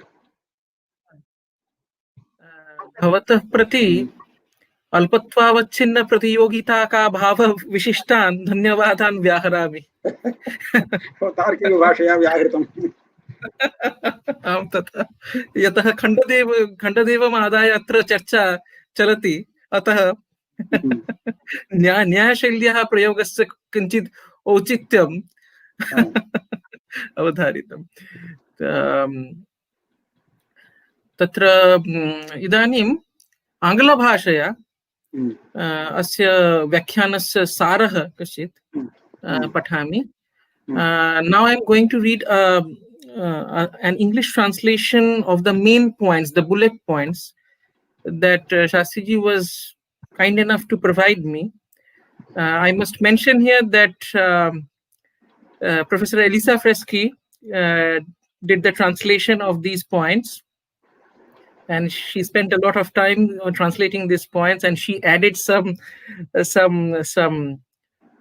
clarifications which were not easily graspable from the Sanskrit, from the very terse Sanskrit points. So now I would read out very quickly. So we find in the Arthavadadhikarana of Tantravartika, like in such sentences associated with exhortative suffixes, two bhavanas are understood. One is of a linguistic nature and the other of the nature of object. With regard to that, there is a certain standpoint according to which the exhortative suffixes indeed that are of the nature of prescription and prohibition is inducement. That alone is called linguistic inducement. According to others, an activity which is of the nature of inducement or abhorrence expressed by those exhortative suffixes in association with negative particle is linguistic inducement. It pertains to human beings in regard to empirical cases and to language in case of the Vedas. With regard to the view that linguistic inducement is an activity of exhortative suffixes, the Tantravartika view that it is of a linguistic nature is justified because of the absence of an exclusive difference, that is identity between the activity, that is the property, and the property bearer, that is the word. Some hold that such a linguistic activity which pertains to exhortative suffixes is a potency called abhidha, conducive to the denotation of goal-oriented activity. On that score is justified the Tantravartika passage, Abhidha bhavanam ahu anyam eva lingadaya. The word Abhidha bhavana is to be understood as an instance of karmadharaya compound. On accepting the word Abhidha as pertaining to language, others think that linguistic inducement is a non-empirical activity belonging to exhortative suffixes. According to them, the expression Abhidha bhavana is to be understood as an instance of Shashti Tatpurusha compound.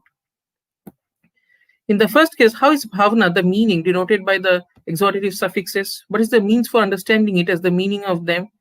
Such questions are to be reflected upon even with regard to the second case. Even if a connection between it and the exhortative suffix is understood, In a general manner, a specific understanding of it is obtained through the principle of conclusion. With regard to the second view, how is the point of non-empirical activity similar to the inducement belonging to empirical human beings? In the world, the activity of inducement belonging to human beings is of many kinds, taking on the form of impelling, etc. Reasons for refuting the view accepted by the Naiyayikas and others that the property of being the instrument of achieving something desirable, etc., ishtasadhanatvadi, is the meaning of the exhortative suffix. Khandadeva's view that a non-empirical property which belongs to the exhortative suffixes is what is inducement is dependent on the view favored by the author of the Nyaya Sudha.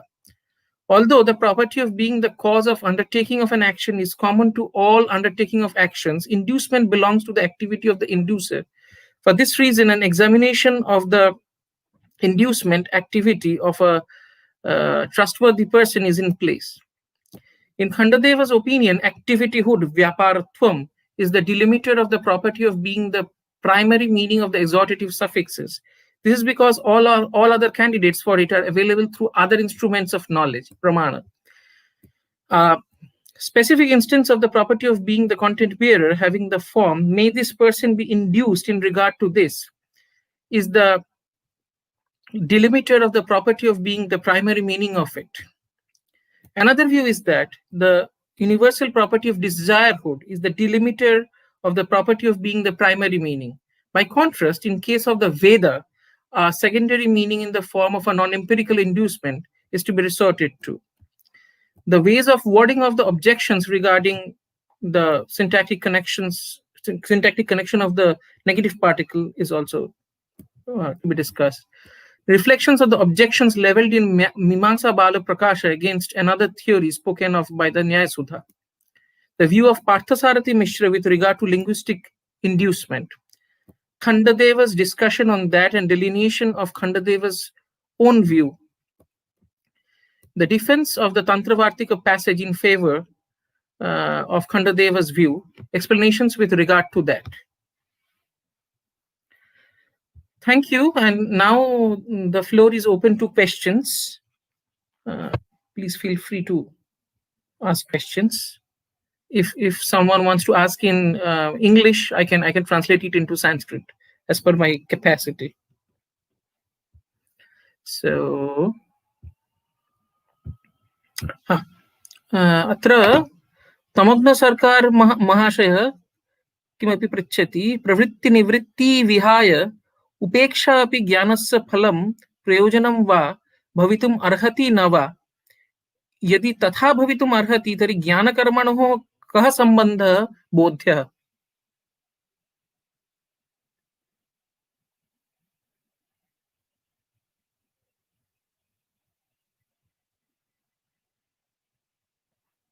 न श्रूयते mute अस्ति इति मन्ये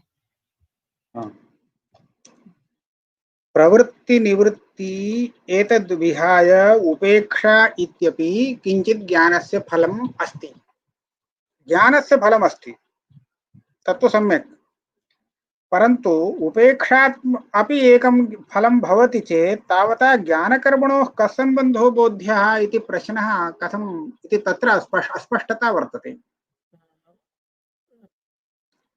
पश्यतु पुनः अहं वदामि यदा अस्माकं किंचित् विषयकज्ञानं भवति घटज्ञानं भवति तदा मम घटापेक्षा वर्तते चेत् अहं तं घटम् आनेतुं प्रवर्ते मम प्रवृत्तिर्जायते ज्ञानस्य प्रवृत्तिः फलं जातं मम तत् अत्यन्तं द्विष्टं किञ्चिदस्ति तर्हि अहं ततः निवृत्तिं करोमि नैव तत् समीपे गच्छामि मम तु तद् इष्टमपि नास्ति द्विष्टमपि नास्ति चेत् तदानीं दृष्ट्वा एवमेव गच्छामि उपेक्षां करोमि एतत् त्रयमपि ज्ञानस्य फलं वर्तते परन्तु ज्ञानकर्मणोः कः सम्बन्धः इति यः प्रश्नः कृतः अस्ति तस्य अनेन सह कः सम्बन्धः इति किञ्चित् विवरणम् अपेक्षते मन्ये यदि उपेक्षारूपं फलमपि कर्मात्मकं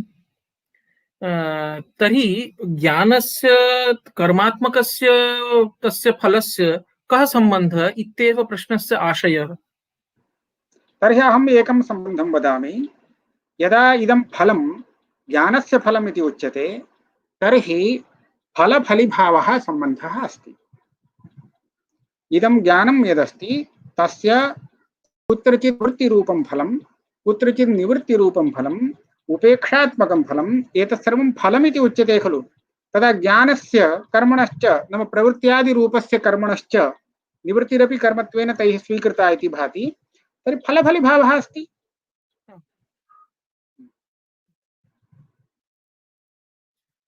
लिङ् श्रवणे अयं मां प्रवर्तयति मत्प्रवृत्ति अनुकूल व्यापारवान् अयम् इति नियमेन प्रतीतेः। नियमेन इत्यस्य अन्वयव्यतिरेकाभ्याम् इत्यर्थः अनुमानेन इति यावत्।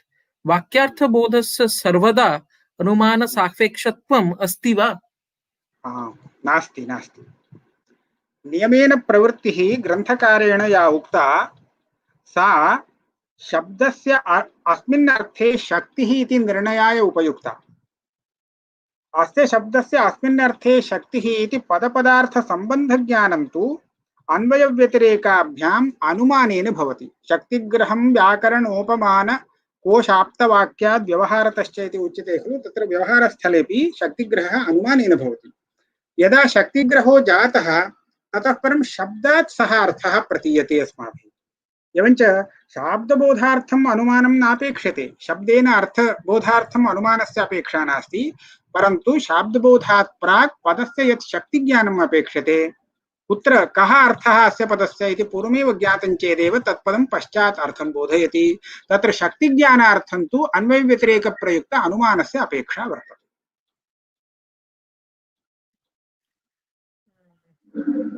मम एकः प्रश्नः अस्ति, सामान्यः प्रश्नः।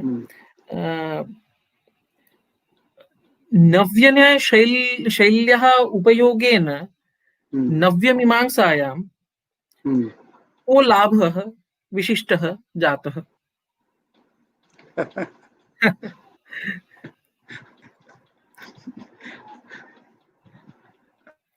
कारस्य किं प्रयोजनम् इति भवद्भिः पृच्छ्यते इति भाति।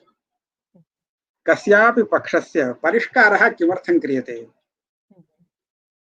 अस्य यत् उत्तरं तदेव अत्रापि उत्तरम्। इदम् अवगन्तुं शक्यते अस्माभिः सर्वत्र आलोचनेन।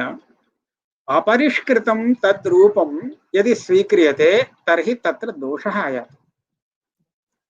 तस्य दोषस्य निवारणार्थमेव अस्माभिः परिष्कारः आश्रीयते। सर्वत्रापि नियमानां परिष्कारः किमर्थं क्रियते? अपरिष्कृते नियमे कुत्रचित् अव्याप्तिः अतिव्याप्तिः कश्चन दोषः आयाति। अव्याप्तिः अतिव्याप्तिः इत्येव न, कश्चित् दोषः आयाति। तर्हि परिष्कारः तदर्थं कर्तव्यः भवति। एवम् अहम् एकम् उदाहरणं वदामि।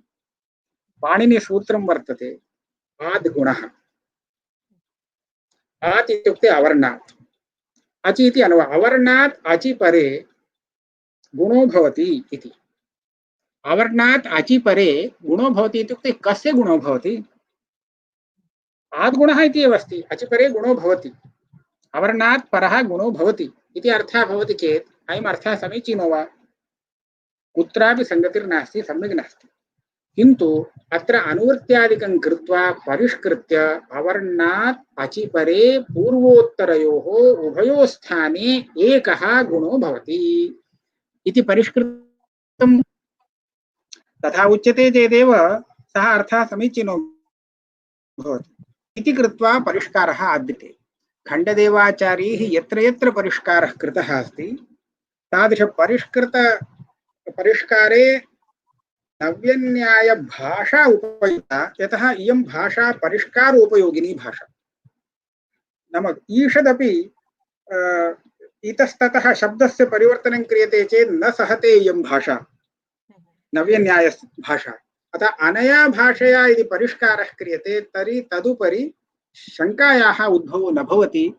अस्माभिः भाषणं श्रोतुः निस्सन्दिग्धबोधं प्रति तद्देशेन क्रियते इति कृत्वा परिष्कृता भाषा खण्डदेवाचार्यैः आश्रयते।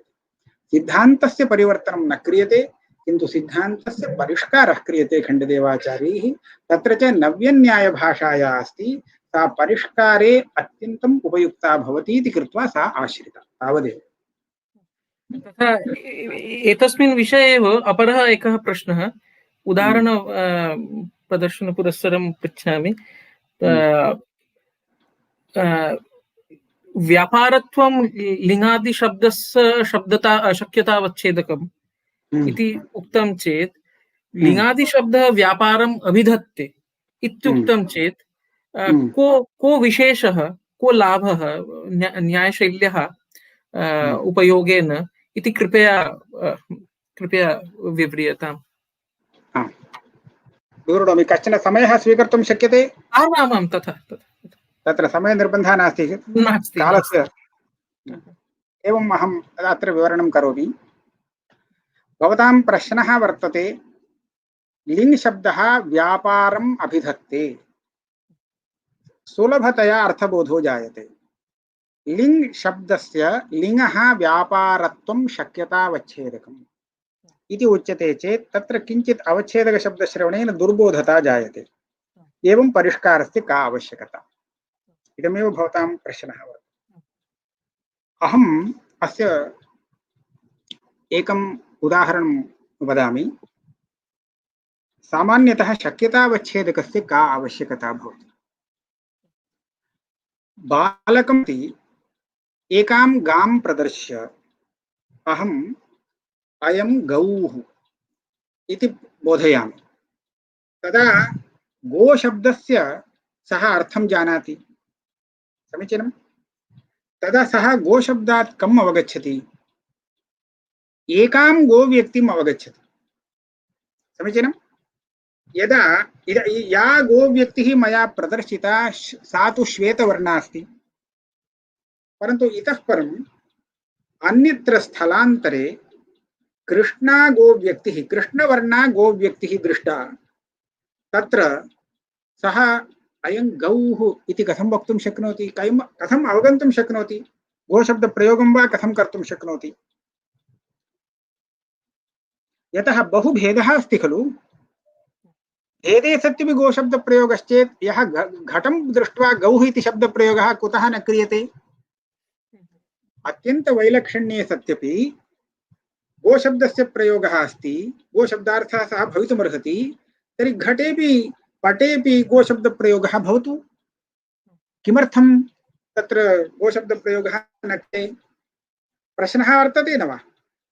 अत्र सर्वत्रापि इदं शक्यतावच्छेदकं यदा निरूप्यते तदा समाधानं भवति। अत्र गौः इति शब्देन गवि कश्चित् धर्मः प्रतीयते, यः धर्मः गोत्वशब्देन अस्माभिः उच्यते। गवि वर्णविशेषः अस्ति, सः गोशब्देन नोच्यते। गौः शुक्लः, गौः कृष्णः इति पृथक् तद्वाचकशब्दः प्रयोक्तव्यो भवति। परन्तु गोत्वं नाम यः धर्मः अस्ति तस्य बोधनार्थं तु गोशब्दस्य कृते अन्यशब्दस्य अपेक्षा कापि नास्ति। तर्हि अस्यां दशायां यदि गोत्वं धर्मं पुरस्कृत्य गोशब्दस्य अर्थं सः जानाति, अवगच्छति, तदा सः अन्यत्रापि अन्यवर्णाम् अपि गां दृष्ट्वा सः गौः इति व्यवहर्तुं यथार्थतया व्यवहर्तुं शक्नोति। एतद्विना सः कदाचित् शृङ्गद्वयं दृष्ट्वा, शृङ्गद्वयं यत्र अस्ति सः गौः इति जानाति, कृष्णवर्णता शुक्लवर्णता वा अस्ति चेत् जानाति चेत् तर्हि एतादृश शृङ्गद्वयं यादिषु अपि सः पश्यति, तर्हि तत्र गौः इति बुद्धिर्न स्यात् इति वर्तते। अतः यत्र गोशब्दस्य साक्षात् अर्थो ज्ञातव्यः तथा वक्तव्यं चेत् गोत्वविशिष्टम् इत्येव अर्थः वक्तव्यः। गोत्वावच्छिन्नम् इत्येव अर्थः। गोत्वविशिष्टम् इति प्रत्येकम् एकैकं मया नोच्यते। गोशब्दार्थः कः इति सामान्यतः यत्र गोत्वमस्ति तदेव गोशब्दार्थः। गोम् इति यं धर्मं स्वीकृत्य अस्माभिः व्यक्तौ अयं शब्दः प्रयुज्यते सः धर्मः शक्यतावच्छेदकः इति उच्यते। तदपि कथम् इति अहं निरूपयामि। इदानीं गोशब्दस्य शक्यार्थः कः इत्युक्ते गावः, सर्वाः गावः, सर्वासु इयं गोव्यक्तिः इति उच्यते प्रत्येकं व्यक्तिशब्देन। तदा एकैकम् उच्यते चेत् व्यक्तिशब्देन उच्यते, सर्वं मिलित्वा चेत् तदानीं जातिः। इदानीं सर्वासु गो व्यक्तिषु एकस्य गो शब्दस्य शक्यता वर्तते। शक्यार्थः इति उच्यते चेत् शक्यत्वं नाम धर्मः आगच्छति। तर्हि शक्यतायाः एकीकरणार्थम् अनुगमकरणार्थं नाम अत्र गोनिष्ठा शक्यता एव भवेत्, अश्वादिनिष्ठा शक्यता न ग्राह्या। एवं रीत्या किञ्चित् व्यवच्छेदं कृत्वा व्यावृत्तिं कृत्वा प्रदर्शनार्थं कः धर्मः उपयुक्तः भवेत् इत्युक्ते गोत्वरूपः धर्मः। एवं यदा स्वीक्रियते तदा अश्वपदशक्यता अश्वे वर्तते, परन्तु तत्र गोत्वं नास्ति। अत एव गोत्वावच्छिन्नं गोपदस्य शक्यम् इति उच्यते चेत् तदानीम् अश्वव्यक्तिः गोपदस्य शक्यार्थो न भवति। समीचीनम्। एवञ्च अश्वनिष्ठशक्यतातः इमां शक्यतां व्यावर्तयति गोत्वरूपः धर्मः। अथ च सर्वासु गोव्यक्तिषु अनुस्यूतया वर्तते च। एवञ्च अव्याप्तिः अतिव्याप्तिः उभयोः कारणं भवति। विशिष्टः शब्दार्थः इति उच्यते चेत् विशिष्ट इत्यर्थे एव गोत्वावच्छिन्न इति शब्दः प्रयुक्तः इति स्वीक्रियताम्। तर्हि एतादृशशब्दप्रयोगस्य उपयोगः अस्ति न वा? एवमेव व्यापारत्वं शक्यतावच्छेदकम् इति किमर्थं वक्तव्यम् इति नोच्यते। व्यापारः इति उच्यते चेत् सर्वोऽपि कयाचित् दृष्ट्या व्यापारो भवति। किम् आनयनं व्यापारो न भवति, गमनं व्यापारो न भवति, तर्हि सोऽपि इदानीं लिङ् शब्दस्य अर्थः इति वक्तुं शक्यते वा? न शक्यते। किञ्च मया इदं मदीयव्याख्याने किञ्चित् सूचितं। प्रत्ययार्थविषये एव अधिका चिन्ता क्रियते येभिः। किमर्थम् इत्युक्ते स्वेच्छया वर्णनमिव। प्रकृत्यर्थः यः शब्दः अस्ति स तु प्रसिद्धार्थे वर्तते एव, तत्र अस्माकं क्लेशो नास्ति। प्रत्ययार्थः कर्मत्वं करणत्वं प्रवृत्त्यनुकूलव्यापारः इत्यादि रूपेण प्रत्ययार्थो वर्ण्यते चेदपि तत्र शक्यतावच्छेदकरूपेण कश्चित् एकः अंशः एव स्वीक्रियते, न सर्वोऽपि अंशः। किमर्थं? प्रकृतिं विना प्रत्ययस्य प्रयोगस्तु नास्त्येव। प्रकृत्या एव यः अर्थः अन्वयबलात् लब्धुं शक्यः तादृशार्थः अपि अत्र भवेत् खलु, वृथैव इति कृत्वा अन्यलभ्यं सर्वमपि अर्थं विहाय अत्र यः अंशः अन्यतो न लभ्यते तम् अंशं शक्यतावच्छेदकं स्वीकुर्वन्ति। उदाहरणम् अहं प्रदर्शयामि आख्यातविषये। इदं मास्तु, स्वयमेव अस्तु, चिन्ता नास्ति।